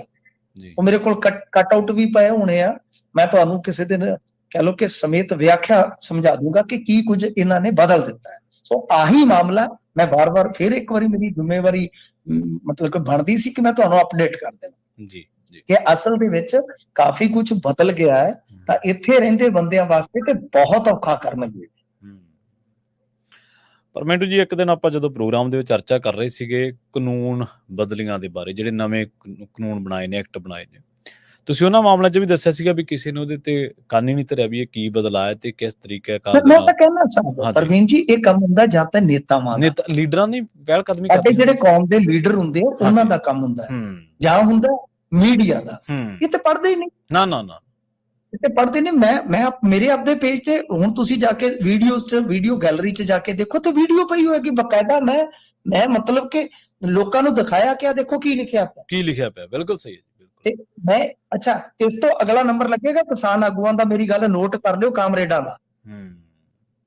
ਇਹ ਮੈਂ ਤੁਹਾਨੂੰ ਅੱਜ ਕਹਿਣਾ, ਜੀ ਹੁਣ ਇਹ ਚੁੱਪ ਨੇ ਨਾ, ਤੁਸੀਂ ਇਹ ਗੱਲ ਮੇਰੀ ਨੋਟ ਡਾਊਨ ਕਰ ਲਿਓ। ਜਦੋਂ ਥੋੜੇ ਜਿਹੇ ਮਜ਼ਬੂਤ ਹੋ ਗਏ ਨਾ, ਇਹ ਗੇਮ ਖੇਡਦੇ ਪਏ ਨੇ, ਜੇ ਇਹਨਾਂ ਦੀ ਗੇਮ ਚੱਲ ਗਈ, ਉਹ ਗੇਮ ਵੀ ਆਪਾਂ ਕਿਤੇ ਕਰ ਲਾਂਗੇ, ਟਾਈਮ ਖਾਸਾ ਹੋ ਗਿਆ, ਤਾਂ ਜਿਸ ਦਿਨ ਇਹਨਾਂ ਦੀ ਗੇਮ ਉਹ ਜੱਚ ਗਈ, ਗੁਜਰਾਤ ਲੌਬੀ ਦੀ, ਮੋਟਾ ਬਾਈ ਦੀ, ਤਾਂ ਤੁਸੀਂ ਉਸ ਦਿਨ ਦੇਖਣਾ ਕਿ ਕਿਉਂਕਿ ਕਾਨੂੰਨ 'ਚ ਇਹਨਾਂ ਨੇ ਪ੍ਰਬੰਧ ਕੀਤੇ ਹੋਏ ਆ। ਬਿਲਕੁਲ ਤਾਂ ਧਰਨੇ ਇਹਨਾਂ ਨੂੰ ਵੀ ਨਹੀਂ ਲਾਉਣ ਦਿੰਦੇ ਖੁੱਲੇ ਰੂਪ 'ਚ। ਨਹੀਂ ਉਹ ਫਿਰ ਇਹਨਾਂ ਨੇ ਚੀਕਾਂ ਮਾਰਨੀਆਂ। ਹਾਂਜੀ, ਉਸ ਦਿਨ ਤੁਸੀਂ ਦੱਸਿਆ ਤਾਂ ਸੀਗਾ ਵੀ ਜਿਹੜੀਆਂ ਸੰਘਰਸ਼ੀਲ ਧਿਰਾਂ ਪਤਾ ਨਹੀਂ ਕਿਉਂ ਨਹੀਂ ਬੋਲਦੀਆਂ, ਜਦ ਕਿ ਸੰਘਰਸ਼ੀਲ ਧਿਰਾਂ ਦੀ ਤਾਂ ਬਹੁਤ ਜ਼ਿਆਦਾ, ਅੱਜ ਵੀ ਕਹਿੰਦਾ, ਉਹ ਅੱਜ ਵੀ ਚੁੱਪ ਨੇ। ਉਹਨਾਂ ਨੂੰ ਲੱਗੇਗਾ ਕਿ ਖਾਲਿਸਤਾਨੀਆਂ ਦੀ ਟਿਵਰੀ ਟੈਟ ਹੋ ਰਹੀ ਹੈ, ਕਾਮਰੇਡਾਂ ਨੂੰ ਲੱਗੇਗਾ, ਪਰ ਤੁਸੀਂ ਦੇਖਣਾ ਇਹ ਕਾਮਰੇਡਾਂ ਦੀ ਵੀ ਟਿਵਰੀ ਟੈਟ ਹੋਏਗੀ। ਜੀ। ਤੇ ਅਗਲੀ ਖਬਰ ਦੇ ਵੱਲ ਵਧੀ, ਇੱਕ ਖਬਰ ਆ ਰਹੀ ਹੈ, ਕਹਿੰਦੇ ਬਾਦਲਾਂ ਦੀਆਂ ਬੱਸਾਂ ਤੇ ਸਰਕਾਰ ਨੇ ਕੋਈ ਵੱਡਾ ਐਕਸ਼ਨ ਕਰਤਾ ਜੀ। ਦੇਖੋ ਪ੍ਰਵੀਨ ਜੀ, ਗੱਲ ਇਹ ਆ ਕਿ ਮੈਂ ਤੇ ਪਿਛਲੇ ਕਹਿ ਲਓ 7-8 ਸਾਲ ਤੋਂ ਇਹੀ ਸੁਣਦਾ ਆ ਕਿ ਬਾਦਲਾਂ ਦੀਆਂ ਬੱਸਾਂ ਤੇ ਐਕਸ਼ਨ ਹੋ ਗਿਆ। ਜੀ। ਇਹ ਕਿਹੜਾ ਐਕਸ਼ਨ ਆ ਜਿਹੜਾ ਮਤਲਬ ਕਿ ਜਿਵੇਂ ਜਿਮ ਵਾਲੇ ਆ, ਉਹਨਾਂ ਦਾ ਮਹੀਨੇ ਦਾ ਪਲਾਨ ਹੁੰਦਾ ਕਿ ਉਹ ਹਰੇਕ ਹਫ਼ਤੇ ਰਿਪੀਟ ਹੀ ਹੋਈ ਜਾਂਦਾ। ਇਹ ਕੀ ਚੱਲਦਾ? ਸਾਨੂੰ ਤੇ ਸਮਝ ਨਹੀਂ ਲੱਗਦੀ। ਆਖੇ ਜੀ ਪੰਜਾਬ 'ਚ 600 ਬੱਸਾਂ ਦਾ ਪਰਮਿਟ ਰੱਦ ਹੈ ਤੇ ਪ੍ਰਦੇਸ਼ ਟਰਾਂਸਪੋਰਟ ਮਹਿਕਮੇ ਨੇ ਕਾਰਵਾਈ ਕੀਤੀ ਸਨ ਜੀ। 2007 ਤੋਂ 17 ਦੇ ਵਿੱਚ ਖੇਲ ਹੋਇਆ, ਇਹਨਾਂ ਪਰਮਿਟਾਂ ਦੇ ਕੋਈ ਸਿਰ ਪੈਰ ਨਹੀਂ ਸੀ। ਇਹਦੇ 'ਚ ਕਈ ਵੱਡੇ ਟਰਾਂਸਪੋਰਟਰ ਸ਼ਾਮਲ ਸੀ, ਛੋਟੇ ਟਰਾਂਸਪੋਰਟਰਾਂ ਨੂੰ ਫਾਇਦਾ ਹੋਏਗਾ। ਸਭ ਗੱਲ ਇਹ ਆ ਕਿ ਹਾਈ ਕੋਰਟ ਦੇ ਵਿੱਚ ਜਿਹੜੇ ਮਾਮਲੇ ਪਹੁੰਚੇ ਅੱਗੇ, ਉਹਨਾਂ ਸਾਰਿਆਂ ਦੀ ਰੌਸ਼ਨੀ ਦੇ ਵਿੱਚ ਮੈਂ ਮਿਲਾ ਕੇ ਤੁਹਾਨੂੰ ਗੱਲ ਦੱਸ ਦਿੰਦਾ ਕਿ ਆਮ ਆਦਮੀ ਪਾਰਟੀ ਕੋਲ ਕੁਛ ਨਹੀਂ ਹੈ ਜੀ, ਕੱਖ ਨਹੀਂ ਹੈ ਸਿਵਾਏ ਲਿਫਾਫੇ ਛੱਡਣ ਦੇ ਜੀ। ਲਿਫਾਫੇ ਹਵਾ ਦੇ ਵਿੱਚ ਉੜਦੇ ਆ ਤਾਂ ਲੱਗਦਾ ਹੈ ਕਿ ਬੜਾ ਮਤਲਬ ਕਿ ਪਤੰਗਬਾਜ਼ੀ ਵਾਲਾ ਮੇਲਾ ਹੋਇਆ ਪਿਆ। ਦਰਅਸਲ ਹੁੰਦਾ ਕੁਛ ਨਹੀਂ, ਮਾੜੀ ਜੀ ਹਵਾ ਖਲੋਤੀ ਤੇ ਉਹਨਾਂ ਨੇ ਥੱਲੇ ਡਿੱਗ ਪੈਣਾ। ਇਹ ਰਾਜਾ ਵੜਿੰਗ ਵੀ ਕਹਿ ਗਿਆ, ਪਰਮਿਟ ਰੱਦ ਕਰ ਦਿੱਤੇ। ਅੱਛਾ, ਉਸ ਵੇਲੇ ਤੇ ਇਹ ਕਹਿੰਦੇ ਸਨ ਕਿ ਦੀਪ ਬੱਸ ਵਾਲਿਆਂ ਦੇ 72 ਰੱਦ ਕਰ ਦਿੱਤੇ, ਤੇ ਹੁਣ ਨਿਊ ਦੀਪ ਵਾਲੇ ਕੀ ਬਈ ਦੁੱਧ ਦੇ ਧੋਤੇ ਹੋ ਗਏ? ਨਹੀਂ, ਹੁਣ ਤਾਂ ਇਨਕਲਾਬ ਚ ਆ ਗਏ ਜੀ ਉਹ। ਬਿਲਕੁਲ ਬਕਾਇਆ ਨਾ ਦੇਣ ਕਰਕੇ ਮੇਰੇ ਕੋਲ ਕੱਟੀਆਂ ਨੇ। ਜੇ ਕੋਈ ਵੀ ਇਹਨਾਂ ਦਾ ਸਮਰਥਕ ਚਾਹੇ ਤਾਂ ਮੇਰਾ ਨੰਬਰ ਦੇ ਦੇਣਾ, ਮੈਂ ਉਹਨਾਂ ਨੂੰ ਖਬਰਾਂ ਭੇਜ ਦੂੰਗਾ 21 ਤੋਂ ਲੈ ਕੇ 23 ਤੱਕ ਦੀਆਂ। ਬਿਲਕੁਲ ਸਹੀ ਜੀ। ਰਾਜਾ ਵੜਿੰਗ ਤੋਂ ਲੈ ਕੇ ਕਿ ਜੀ ਬਾਦਲਾਂ ਦੀਆਂ ਬੱਸਾਂ ਤੇ ਐਕਸ਼ਨ ਹੋ ਗਿਆ। ਕਿਹੜਾ ਹੋ ਗਿਆ? ਤੁਸੀਂ ਦੱਸੋ ਕੀ ਹੋ ਗਿਆ? ਕੱਖ ਵੀ ਨਹੀਂ। ਫੇਰ ਆ ਗਿਆ ਇਨਕਲਾਬ ਦਾ ਰਾਜ। ਹਾਂਜੀ, ਇਹ ਪੈਰ ਟੁੱਟ ਕੇ ਜੀ ਸੈਕਟਰੀ ਨੇ ਕਰ ਦਿੱਤੇ ਜੀ 8 ਪਰਮਿਟ ਰੱਦ। ਕਿਹੜੇ ਰੱਦ ਕੀਤੇ? ਜੇ ਰੱਦ ਕੀਤੇ ਤੇ ਫਿਰ ਹੁਣ ਫੇਰ ਰਿਪੀਟ ਕਾਤੋਂ ਕਰੀ ਜਾਂਦੇ ਆ? ਯਾਨੀ 3-4 ਵਾਰੀ ਹੁੰਦਾ ਕੀ ਆ, ਮੈਂ ਤੁਹਾਨੂੰ ਬੇਸਿਕ ਸਮਝਾ ਦਿੰਦਾ ਕਿਉਂਕਿ ਮੈਂ ਇਸ ਧੰਦੇ ਨਾਲ ਵੀ ਜੁੜਿਆ ਰਿਹਾ। ਚੰਨੀ ਵਾਂਗੂ ਕੰਮ ਮੈਂ ਵੀ ਸੁੱਖ ਨਾਲ ਵਿਰਲਾ ਟਾਵਾਂ ਹੀ ਛੱਡਿਆ ਪੰਜਾਬ ਜੀ, ਤਕਰੀਬਨ ਸਾਰੇ ਕੀਤੇ ਆ। ਮਸਲਾ ਕੀ ਆ ਕਿ ਦੇਖੋ, ਇਹ ਗੱਲ 'ਚ ਕੋਈ ਦੋ ਰਾਏ ਨਹੀਂ ਹੈ ਕਿ ਬਾਦਲਾਂ ਨੇ ਫਾਇਦਾ ਚੁੱਕਿਆ। ਕਿਸ ਤਰ੍ਹਾਂ ਕਿ ਇੱਕ ਐਕਸਟੈਂਸ਼ਨ ਹੁੰਦੀ ਆ ਜੀ 24 ਕਿਲੋਮੀਟਰ ਦੀ। 24 ਕਿਲੋਮੀਟਰ ਦੀ ਐਕਸਟੈਂਸ਼ਨ ਹੁੰਦੀ ਆ ਤਾਂ ਚਲੋ, ਹੁਣ ਜਦੋਂ ਵਪਾਰੀ ਜਿਹੜਾ ਹੈ ਉਹ ਆਪ ਹੀ ਪਾਵਰਫੁਲ ਹੈ ਤਾਂ ਉਹਨੇ ਨੀਤੀ ਤਾਂ ਆਪਦੇ ਹਿਸਾਬ ਨਾਲ ਹੀ ਬਣਵਾਉਣੀ ਹੈ ਨਾ। ਤਾਂ ਉਹ ਐਕਸਟੈਂਸ਼ਨ ਇਸ ਤਰ੍ਹਾਂ ਬਣ ਗਈ ਕਿ 24+24+24 ਕਿੰਨਾ ਹੋ ਗਿਆ? ਮੰਨ ਲਓ 100 ਕਿਲੋਮੀਟਰ ਹੋ ਗਿਆ, 4 ਵਾਰੀ 24। ਹਾਂਜੀ। ਤਾਂ ਕੋਈ ਪਰਮਿਟ ਸੀਗਾ ਜਿਹੜਾ ਕਿਸੇ ਦਾ ਬਠਿੰਡੇ ਤੋਂ ਤੱਪਾ, ਤੇ ਉਹਨੇ ਕਹਾ ਤੱਪੇ ਤੋਂ ਵਧਾ ਕੇ ਫਿਰ ਹੌਲੀ ਹੌਲੀ ਰਾਏਕੋਟ ਵਾਇਆ ਲੁਧਿਆਣਾ, ਮਿਸਾਲ ਦੇ ਰਹੇ ਜੀ। ਠੀਕ ਹੈ ਸਾਹਿਬ। ਤਾਂ ਉਹ ਐਕਸਟੈਂਸ਼ਨ ਜਿਹੜੀ ਇਸ ਤਰ੍ਹਾਂ ਲਈ ਗਈ, ਉਸਨੂੰ ਨਜਾਇਜ਼ ਕਰਾਰ ਦਿੱਤਾ ਗਿਆ ਸੀ, ਉਹ ਰੱਦ ਹੋ ਗਈ। ਉਸ ਤੋਂ ਬਾਅਦ ਕੀ ਹੋਇਆ? ਉਸ ਤੋਂ ਬਾਅਦ ਹੋਈ ਕਲੱਬਿੰਗ ਜੀ। ਇਹਨਾਂ ਨੂੰ ਪਤਾ ਤੇ ਹੈ ਨਹੀਂਗਾ, ਸਾਡੇ ਮੀਡੀਆ ਵਾਲਿਆਂ ਨੂੰ ਉਹ ਜੋ ਉਹਨਾਂ ਨੇ ਕਹਿ ਦਿੱਤਾ ਉਹਨਾਂ ਨੇ ਛਾਪ ਦਿੱਤਾ। ਕਲੱਬਿੰਗ ਹੋਈ। ਕਲੱਬਿੰਗ ਦਾ ਕੀ ਹੁੰਦਾ ਸਰ? ਕਲੱਬਿੰਗ ਦਾ ਇਹ ਹੁੰਦਾ ਕਿ ਮੰਨ ਲਓ ਉਸ ਬੰਦੇ ਕੋਲ ਤੱਪੇ ਤੱਕ ਉਹਨੇ ਐਕਸਟੈਂਸ਼ਨ ਲੈ ਲਈ 24 ਕਿਲੋਮੀਟਰ, ਹਾਂਜੀ, ਤੇ ਤੱਪੇ ਤੋਂ ਗਾਂ ਉਹਦੇ ਕੋਲ ਲੁਧਿਆਣੇ ਦਾ ਸੀਗਾ, ਯਾਨੀ 2 ਹੋ ਗਏ ਨਾ। ਤੱਪੇ ਤੱਕ ਆ ਗਿਆ ਤੇ ਤੱਪੇ ਤੋਂ ਲੁਧਿਆਣੇ ਤੱਕ ਦਾ ਇੱਕ ਸੀਗਾ, ਤਾਂ ਦੋਨਾਂ ਨੂੰ ਜੋੜ ਕੇ ਉਹ ਬੰਦਾ ਲੁਧਿਆਣੇ ਵੜ ਲਿਆ। ਠੀਕ ਹੈ ਜੀ। ਅਸੀਂ ਇਸ ਸੰਦਰਭ 'ਚ ਅਕਾਲੀ ਦਲ ਦੇ ਬੁਲਾਰੇ ਨਾਲ ਵੀ ਗੱਲ ਕੀਤੀ ਕਿ ਤੁਹਾਡੇ ਪਰਮਿਟ, ਉਹ ਕਹਿੰਦੇ ਕਿਹੜੇ ਜੀ? ਸਾਡੇ ਤਾਂ ਇਹਨਾਂ ਨੇ 10 ਵਾਰੀ ਕਰਤੇ ਨੇ ਰੱਦ, ਤੇ ਕੀ ਸਾਡੀਆਂ ਬੱਸਾਂ ਚੱਲਣੋਂ ਹਟ ਗਈਆਂ ਨੇ ਜੀ? ਤੁਸੀਂ ਵੇਖ ਲਓ, ਗਿਣਤੀ ਮਾਰਨੀ ਹੈ ਮਾਰ ਲਓ। ਉਹ ਕਹਿੰਦੇ ਐਸਾ ਕੁਛ ਨਹੀਂ, ਕਲੱਬਿੰਗ ਦੀ ਇਹਨਾਂ ਨੇ ਸਿਰਫ ਦੁਬਾਰ ਤੋਂ ਫਾਈਲ ਖੋਲੀ ਹੈ ਕਿ ਵੇਖੋ ਜਾਇਜ਼ ਹੈ ਕਿ ਨਜਾਇਜ਼। ਤਾਂ ਇਹ ਇੱਕ ਤਰ੍ਹਾਂ ਨਾਲ ਕਹਿ ਲਓ ਕਿ ਜਾਂਚ ਖੋਲੀ ਗਈ ਆ। ਰੱਦ ਕੀ? ਉਹ ਸਰ ਉਹਨਾਂ ਕੋਲ ਵਕੀਲ ਨੇ ਤਗੜੇ ਕਾਰੋਬਾਰੀਆਂ ਕੋਲ, ਜਾ ਕੇ ਉੱਤੇ ਸਟੇ ਲੈ ਲੈਂਦੇ ਨੇ ਜੀ। ਕਈ ਇਸ ਤਰ੍ਹਾਂ ਦੇ ਮਾਮਲੇ ਟਰਾਂਸਪੋਰਟ ਪਾਲਿਸੀ ਦਾ ਤੁਸੀਂ ਦੇਖੋ, ਕਿੰਨਾ ਚਿਰ ਸਟੇ ਰਿਹਾ, ਟੁੱਟਿਆ ਹੀ ਨਹੀਂ ਹਾਈ ਕੋਰਟ 'ਚ। ਇਸ ਕਰਕੇ ਇਹ ਹਾਲੇ ਜਦੋਂ ਰੱਦ ਕਰਨਗੇ ਪਤਾ ਲੱਗ ਜਾਏਗਾ। ਐ ਨਹੀਂ ਹੁੰਦਾ ਕਿ ਰੱਦ ਇਹਨਾਂ ਨੇ 600 ਪਰਮਿਟ ਰੱਦ ਕਰ ਦਿੱਤਾ, 600 ਬੰਦਾ ਕਿੱਧਰ ਜਾਊਗਾ? ਜਦ ਜਿਹੜੇ ਮਾਲਕ ਕਿੱਧਰ ਜਾਣਗੇ? ਕੋਰਟ 'ਚ ਹੀ ਜਾਣਗੇ ਨਾ। ਇਸ ਵਾਸਤੇ ਸਾਰਾ ਕੁਛ ਆ। ਇਹ ਤੇ ਨਿਊ ਦੀਪ ਵਾਲੀਆਂ ਫੋਟੋਆਂ ਵੀ ਪਾਉਂਦੇ ਰਹੇ ਨੇ ਆਮ ਆਦਮੀ ਪਾਰਟੀ ਵਾਲੇ ਕਿ ਜੀ ਇੱਕ ਨੰਬਰ ਵਾਲੀਆਂ 2-2 ਬੱਸਾਂ ਕਿਵੇਂ ਚੱਲ ਰਹੀਆਂ ਨੇ।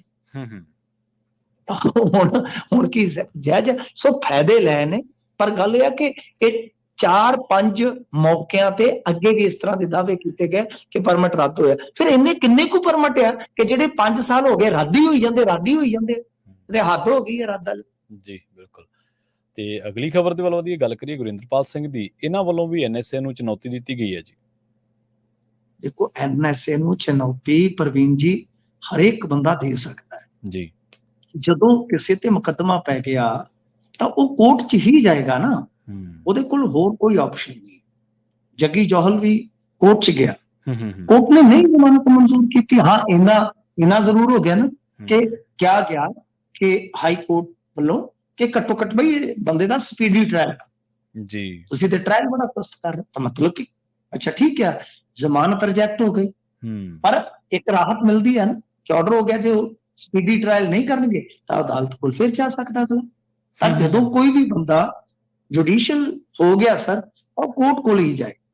ਤਾਂ ਇਸ ਤਰ੍ਹਾਂ ਹੁਣ ਇਹ 1 ਬਾਈ 1 ਆ ਰਹੇ ਆ ਡਿਬਰੂਗੜ੍ਹ ਦੇ ਵਿੱਚ ਜਿਹੜੇ ਨਜ਼ਰਬੰਦ ਆ। ਗੁਰਿੰਦਰ ਸਿੰਘ ਔਜਲਾ ਵੀ ਪਹੁੰਚੇ ਨੇ ਤੇ NSA ਨੂੰ ਚੈਲੰਜ ਕੀਤਾ ਗਿਆ। ਪਰ ਦੇਖੋ, ਮੈਨੂੰ ਇਸ ਬਾਬਤ ਪਤਾ ਨਹੀਂ ਹੈ, ਮੈਂ ਕਿਉਂਕਿ ਮੀਡੀਆ ਜਿਹੜੇ ਉੱਥੇ ਹੁੰਦੇ ਆ ਨਾ ਹਾਈ ਕੋਰਟ ਦੇ, ਸਭ ਅੱਡ ਤੋਂ ਪੱਤਰਕਾਰ ਨੇ।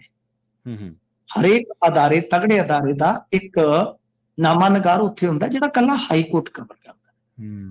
ਸੋ ਸਾਨੂੰ ਕਿਉਂਕਿ ਹਾਈ ਕੋਰਟ ਦੀ ਲਾਈਵ ਆਪਾਂ ਨੂੰ ਪ੍ਰੋਸੀਡਿੰਗ ਕਈ ਵਾਰ ਨਹੀਂ ਪਤਾ ਲੱਗਦੀ। ਹੁੰਦਾ ਕੀ ਹੈ ਕਿ ਜਿਹੜੇ ਉਹ ਕੋਰਟਾਂ 'ਚ ਜਾਂਦੇ ਨੇ, ਕਵਰ ਕਰਦੇ ਨੇ, ਵੱਖ-ਵੱਖ ਵਕੀਲਾਂ ਤੋਂ ਜਾਣਕਾਰੀ ਹਾਸਲ ਕਰਦੇ ਨੇ, ਤਾਂ ਉਹ ਆਪਾਂ ਨੂੰ ਹਾਈ ਕੋਰਟ ਦੀ ਕਵਰੇਜ ਸੁਣਾਈ ਦਿੰਦੀ ਹੈ ਜਾਂ ਦਿਖਾਈ ਦਿੰਦੀ ਹੈ ਜਾਂ ਕੱਲ ਨੂੰ ਪੜ੍ਹਦੇ ਹਾਂ।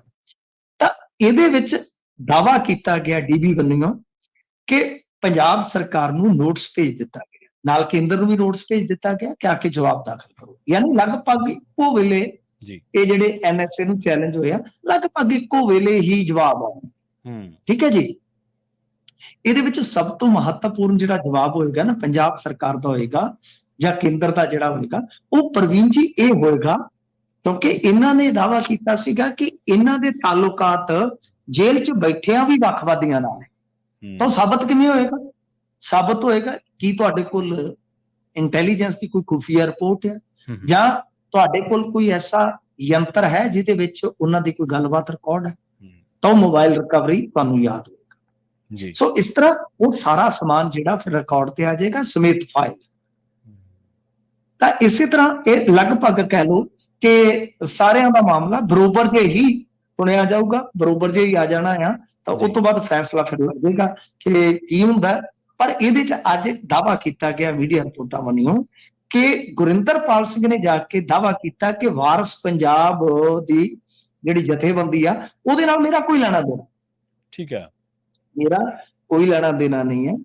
ਤੇ ਸ਼ਾਇਦ ਹਰਦੀਪ ਸਿੰਘ ਨਿੱਜਰ ਦੇ ਮਾਮਲੇ ਦੇ ਵਿੱਚ ਵੀ ਉਹ ਲਿਖਦੇ ਨੇ ਕਿ ਜੋ ਨਿੰਦਿਆ ਕੀਤੀ ਗਈ ਸੀ, ਇੱਕ ਪੱਤਰ ਜਾਰੀ ਕੀਤਾ ਗਿਆ ਸੀ, ਉਹਦੇ ਤੇ ਮੇਰੇ ਕੋਈ ਸਾਈਨ ਮੇਰੇ ਫਰਜ਼ੀ ਸੀ ਜੀ। ਤੋਂ ਇਹ ਦੋ ਗੱਲਾਂ ਜਿਹੜੀਆਂ ਨੇ ਉਹ ਅੱਜ ਮੀਡੀਆ ਦੇ ਵਿੱਚ ਆਈਆਂ, ਮੈਂ ਕੋਟ ਕੀਤੀਆਂ ਨੇ ਕਿ ਜੋ ਹਾਈ ਕੋਰਟ ਕਵਰ ਕਰਦੇ ਉਹਨਾਂ ਦੇ ਹਵਾਲੇ ਨਾਲ ਆ ਕਿ ਇਹਨਾਂ ਨੇ ਜਿਹੜਾ ਆਪਣਾ ਗਰਾਊਂਡ ਦਿੱਤਾ ਉਹ ਬਿਲਕੁਲ ਇੱਕ ਕਹਿ ਲਓ ਕਿ ਮੁਖਤਲਫ ਦਿੱਤਾ ਹੈ, ਵੱਖਰਾ ਦਿੱਤਾ ਹੈ ਕਿ ਇੱਕ ਤੇ ਜਥੇਬੰਦੀ ਨਾਲ ਮੇਰਾ ਕੋਈ ਤਾਲੁਕਾਤ ਨਹੀਂ ਹੈ, ਸੈਕਿੰਡ ਕਿ ਉਹ ਜਿਹੜਾ ਲੈਟਰ ਕੋਈ ਹੈ ਉਹਦਾ ਹਵਾਲਾ ਦਿੱਤਾ ਗਿਆ ਹੋਵੇਗਾ ਸ਼ਾਇਦ ਕਿ ਭਾਈ ਉਹਦੇ ਵਿੱਚ ਮੇਰੇ ਦਸਤਖਤ ਜਿਹੜੇ ਉਹ ਅਸਲੀ ਨੇ। ਜੀ ਜੀ ਬਿਲਕੁਲ। ਤੇ ਰਿਸ਼ਵਤ ਮਾਮਲੇ ਦੇ ਵਿੱਚ ਮਿੰਟੂ ਜੀ ਡਿੰਪਲ ਵਿਦੇਸ਼ਾ ਵਿਜੀਲੈਂਸ ਵੱਲੋਂ ਗ੍ਰਿਫਤਾਰ ਕੀਤਾ ਗਿਆ ਜੀ? ਨਹੀਂ, ਇਹ ਵਿਦੇਸ਼ਾ ਨਹੀਂ, ਇਹ ਤੇ ਚੱਕਰ ਪੈ ਜਾਣਾ ਹੈ। ਵਿਦੇਸ਼ਾ ਜਿਹੜੀ ਹੈ ਬੀਬੀ ਆ। ਅੱਛਾ, ਡਿੰਪਲ ਵਿਦੇਸ਼ਾ। ਹਾਂਜੀ ਨਹੀਂ, ਤੁਸੀਂ ਤੇ ਚੱਕਰ ਚ ਪਾ ਦੇਣਾ ਸੀ ਵਿਦੇਸ਼ਾ। ਇਹ ਵਿਦੇਸ਼ਾ ਮੇਰੇ ਖਿਆਲ ਦੇ ਨਾਲ ਉਪਨਾਮ ਲੱਗਦਾ ਹੈ ਨਾ, ਡਿੰਪਲ ਜੀ ਹੈ ਬੀਬੀ ਡਿੰਪਲ, ਜਿਨ੍ਹਾਂ ਨੇ ਇਨਕਲਾਬ ਨੂੰ ਅੱਜ ਸਿਖਰ ਤੇ ਪਹੁੰਚਾ ਦਿੱਤਾ ਹੈ। ਠੀਕ ਹੈ। ਤਾਂ ਖੈਰ ਵਿਜੀਲੈਂਸ ਵੱਲੋਂ ਨਾਭਾ ਗੇਟ ਯਾਨੀ ਪਟਿਆਲਾ ਚ ਇਹ ਔਰਤ ਜਿਹੜੀ ਹੈ ਗ੍ਰਿਫਤਾਰ ਕੀਤੀ ਗਈ ਆ। ਪਤਾ ਲੱਗਾ ਕਿ ਕੋਈ ਬਿਜਲੀ ਮਹਿਕਮੇ ਦੀ ਭਰਤੀ ਸੀਗੀ, ਉਹਦੇ ਵਿੱਚ ਯਾਨੀ ਭਰਤੀ ਭੁਰਤੀ ਕਰਾਉਣੀ, ਯਾਨੀ ਰੁਜ਼ਗਾਰ ਮੁਹਿੰਮ ਦੇ ਵਿੱਚ ਸ਼ਾਮਲ ਸੀ ਬੀਬੀ, ਕਿ ਰੁਜ਼ਗਾਰ ਜਿਹੜਾ ਨਾ 45,000 ਨੂੰ ਰੁਜ਼ਗਾਰ ਦਿੱਤਾ। ਇਹਨਾਂ ਨੇ ਕਿਹਾ ਨਾ ਧੱਕ ਧਕਾ ਕੇ 50,000 ਕਰ ਦਈਏ, 50 ਤੇ ਮਰਵਾਈਏ। ਤੇ ਉਹ ਪੈਸੇ ਪੂਸੇ ਕਿਤੇ ਲਏ ਆ ਕਥਿਤ ਤੌਰ ਤੇ ਦੱਸਦੇ ਆ ਕਿ ਇਹਨਾਂ ਨੂੰ ਜੋੜਿਆ ਜਾ ਰਿਹਾ ਕਿ ਆਮ ਆਦਮੀ ਪਾਰਟੀ ਨਾਲ ਜੁੜੇ ਹੋਏ ਆ। ਵੈਸੇ ਇੱਕ ਫੋਟੋ ਮੈਂ ਦੇਖੀ ਆ, ਪਤਾ ਨਹੀਂ ਪੁਰਾਣੀ ਜਾਂ ਨਵੀਂ ਆ। ਹੁਣ ਇਹਨਾਂ ਦਾ ਇਹ ਵੀ ਇੱਕ ਰੱਟਾ ਹੈ ਨਾ ਪ੍ਰਵੀਨ ਜੀ, ਜਦੋਂ ਫਸ ਜਾਂਦੇ ਆ ਸਰਕਾਰੀ ਤੌਰ ਤੇ ਇਹਨਾਂ ਦਾ ਕੋਈ ਪ੍ਰਤੀਕਰਮ ਨਹੀਂ ਆਉਂਦਾ, ਇਹ ਚੁੱਪ ਹੀ ਹੋ ਜਾਂਦੇ ਆ। ਉਦਾਂ ਇਹਨਾਂ ਦਾ ਬੰਦਾ ਡਿਬੇਟ ਚ ਆਇਆ ਹੋਵੇ, ਕਿਸੇ ਨੂੰ ਬੋਲਣ ਨਹੀਂ ਦਿੰਦਾ, ਤੇ ਜਦੋਂ ਇਹੋ ਜਿਹਾ ਮੌਕਾ ਹੋਵੇ ਫਿਰ ਇਹ ਬੋਲਦੇ ਨੇ।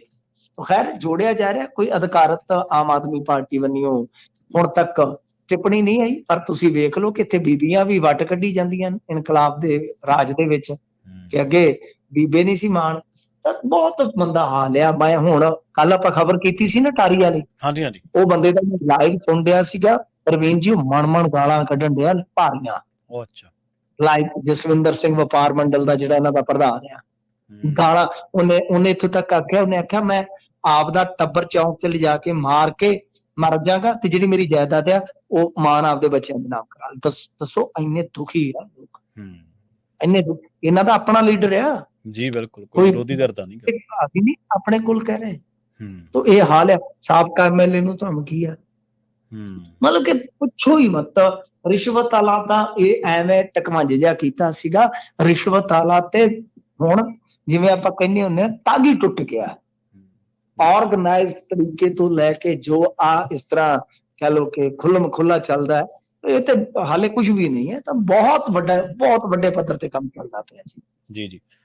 ਤੇ ਕਰਨਾਟਕ ਹਾਈ ਕੋਰਟ ਦੇ ਜੱਜ ਦੀਆਂ ਟਿੱਪਣੀਆਂ ਦਾ ਸੁਪਰੀਮ ਕੋਰਟ ਨੇ ਨੋਟਿਸ ਲਿਆ ਜੀ। ਇਹ ਜੱਜ ਮੈਨੂੰ ਲੱਗਦਾ ਉਸੇ ਸਕੂਲ ਚ ਪੜ੍ਹਿਆ ਹੈ ਜੀ, ਜਿਸ ਸਕੂਲ ਚ ਉਹ ਜੱਜ ਪੜ੍ਹਿਆ ਸੀਗਾ ਜਿਹੜਾ ਆਂਦਾ ਸੀਗਾ ਕਿ ਮੋਰਨੀ ਹੰਝੂਆਂ ਨਾਲ ਗਰਭਵਤੀ ਹੋ ਜਾਂਦੀ ਜੀ।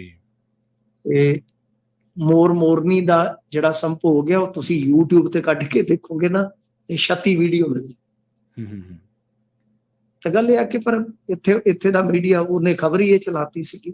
ਬਹਰਹਾਲ ਗੱਲ ਕੀ ਆ ਕਿ ਇਹ ਜਸਟਿਸ ਸ਼੍ਰੀ ਸ਼ਾਨੰਦ ਹੈ, ਇਹਨੇ ਕਿਸੇ ਵਕੀਲ ਤੇ ਵੀ ਇੱਕ ਬੜੀ ਭੱਦੀ ਟਿੱਪਣੀ ਕੀਤੀ ਸੀਗੀ।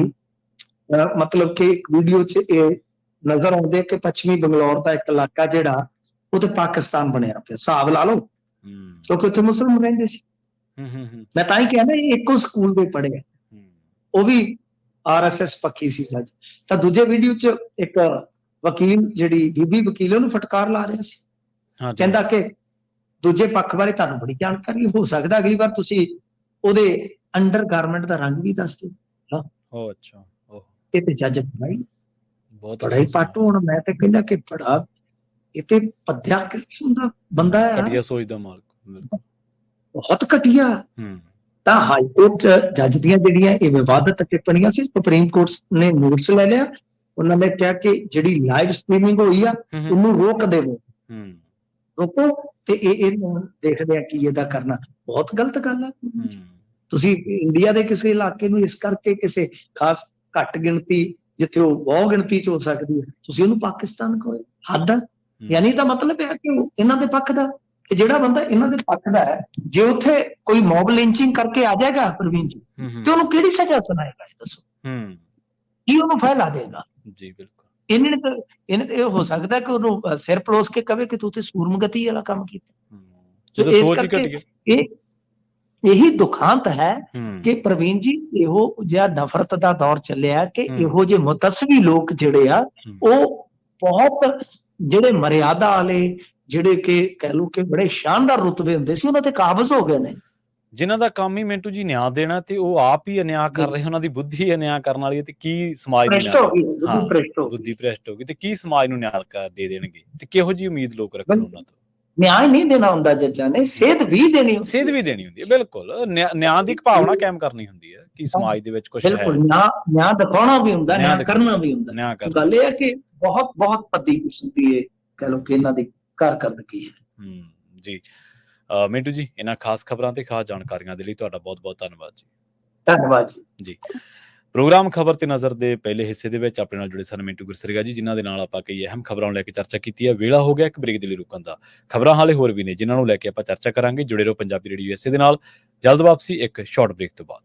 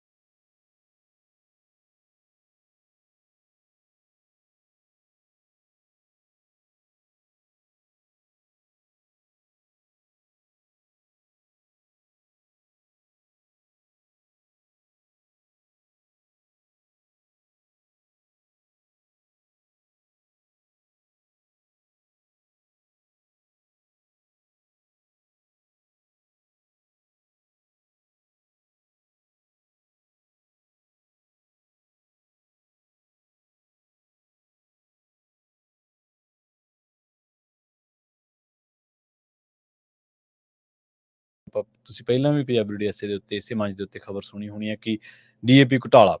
ਹੁਣ ਨਕਲੀ ਡੀਏਪੀ ਦੀਆਂ 110 ਬੋਰੀਆਂ ਬਰਾਮਦ ਕੀਤੀਆਂ ਗਈਆਂ ਨੇ। ਮਾਮਲਾ ਅਜੀਤਵਾਲ ਦਾ ਜ਼ਿਲ੍ਹੇ ਦੇ ਵਿੱਚ ਮੋਗੇ ਦੀ ਖਬਰ ਹੈ ਇਹ। ਜ਼ਿਲ੍ਹੇ ਦੇ ਵਿੱਚ ਕਹਿੰਦੇ ਡੀਏਪੀ ਦੀ ਕਿੱਲਤ ਦੇ ਦੌਰਾਨ ਖਾਦ ਦੀ ਕਥਿਤ ਕਾਲਾਬਾਜ਼ਾਰੀ ਜ਼ੋਰਾਂ ਤੇ ਚੱਲ ਰਹੀ ਹੈ।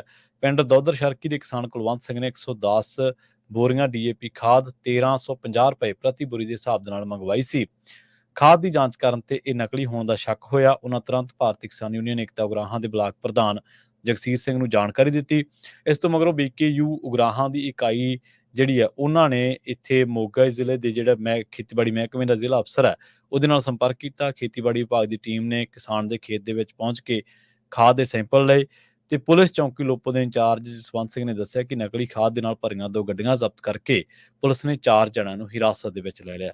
ਸੋ ਪਿਛਲੇ ਦਿਨਾਂ ਦੇ ਵਿੱਚ ਵੀ ਤੁਸੀਂ ਸੁਣਿਆ ਹੋਣਾ ਪੰਜਾਬੀ ਡੀਐਸਏ ਦੇ ਉੱਤੇ ਕਿ ਆਪਾਂ ਨਕਲੀ ਖਾਦ ਦੇ ਬਾਬਤ ਜਾਂ ਡੀਏਪੀ ਘੁਟਾਲੇ ਦੇ ਬਾਬਤ ਆਪਾਂ ਜਿਹੜਾ ਉਹ ਖਬਰ ਕੀਤੀ ਸੀ ਤੇ ਉਹਦੇ ਵਿੱਚ ਤੁਹਾਨੂੰ ਦੱਸਿਆ ਸੀਗਾ ਕਿ ਪੰਜਾਬ ਸਰਕਾਰ ਦੇ ਵੱਡੇ ਵੱਡੇ ਦਾਅਵਿਆਂ ਦੇ ਬਾਵਜੂਦ ਨਕਲੀ ਡੀਏਪੀ ਦਾ ਜਿਹੜਾ ਖਾਦ ਦਾ ਮਾਮਲਾ ਹੈ, ਇਸ ਮਾਮਲੇ ਦੇ ਵਿੱਚ ਇਹਨਾਂ ਨੇ ਕੁਛ ਕੁ ਜਿਹੜੀਆਂ ਜਾਂਚ ਨੂੰ ਕੁਛ ਕੁ ਸਟੈਪ ਅੱਗੇ ਤੋਰਨ ਤੋਂ ਬਾਅਦ ਉਹ ਜਾਂਚ ਜਿਹੜੀ ਹੈ ਠੱਪ ਹੋ ਕੇ ਰਹੇਗੀ। ਉਹਦੇ ਬਾਰੇ ਖੇਤੀਬਾੜੀ ਜਿਹੜੇ ਮੰਤਰੀ ਨੇ ਉਹ ਕੁਝ ਦੱਸ ਨਹੀਂ ਸਕੇ, ਤਸੱਲੀ ਬਖਸ਼ ਜਵਾਬ ਨਹੀਂ ਦੇ ਸਕੇ ਜਦੋਂ ਪਿਛਲੇ ਦਿਨੀ ਉਹਨਾਂ ਨੂੰ ਇਹ ਸਵਾਲ ਕੀਤਾ ਗਿਆ।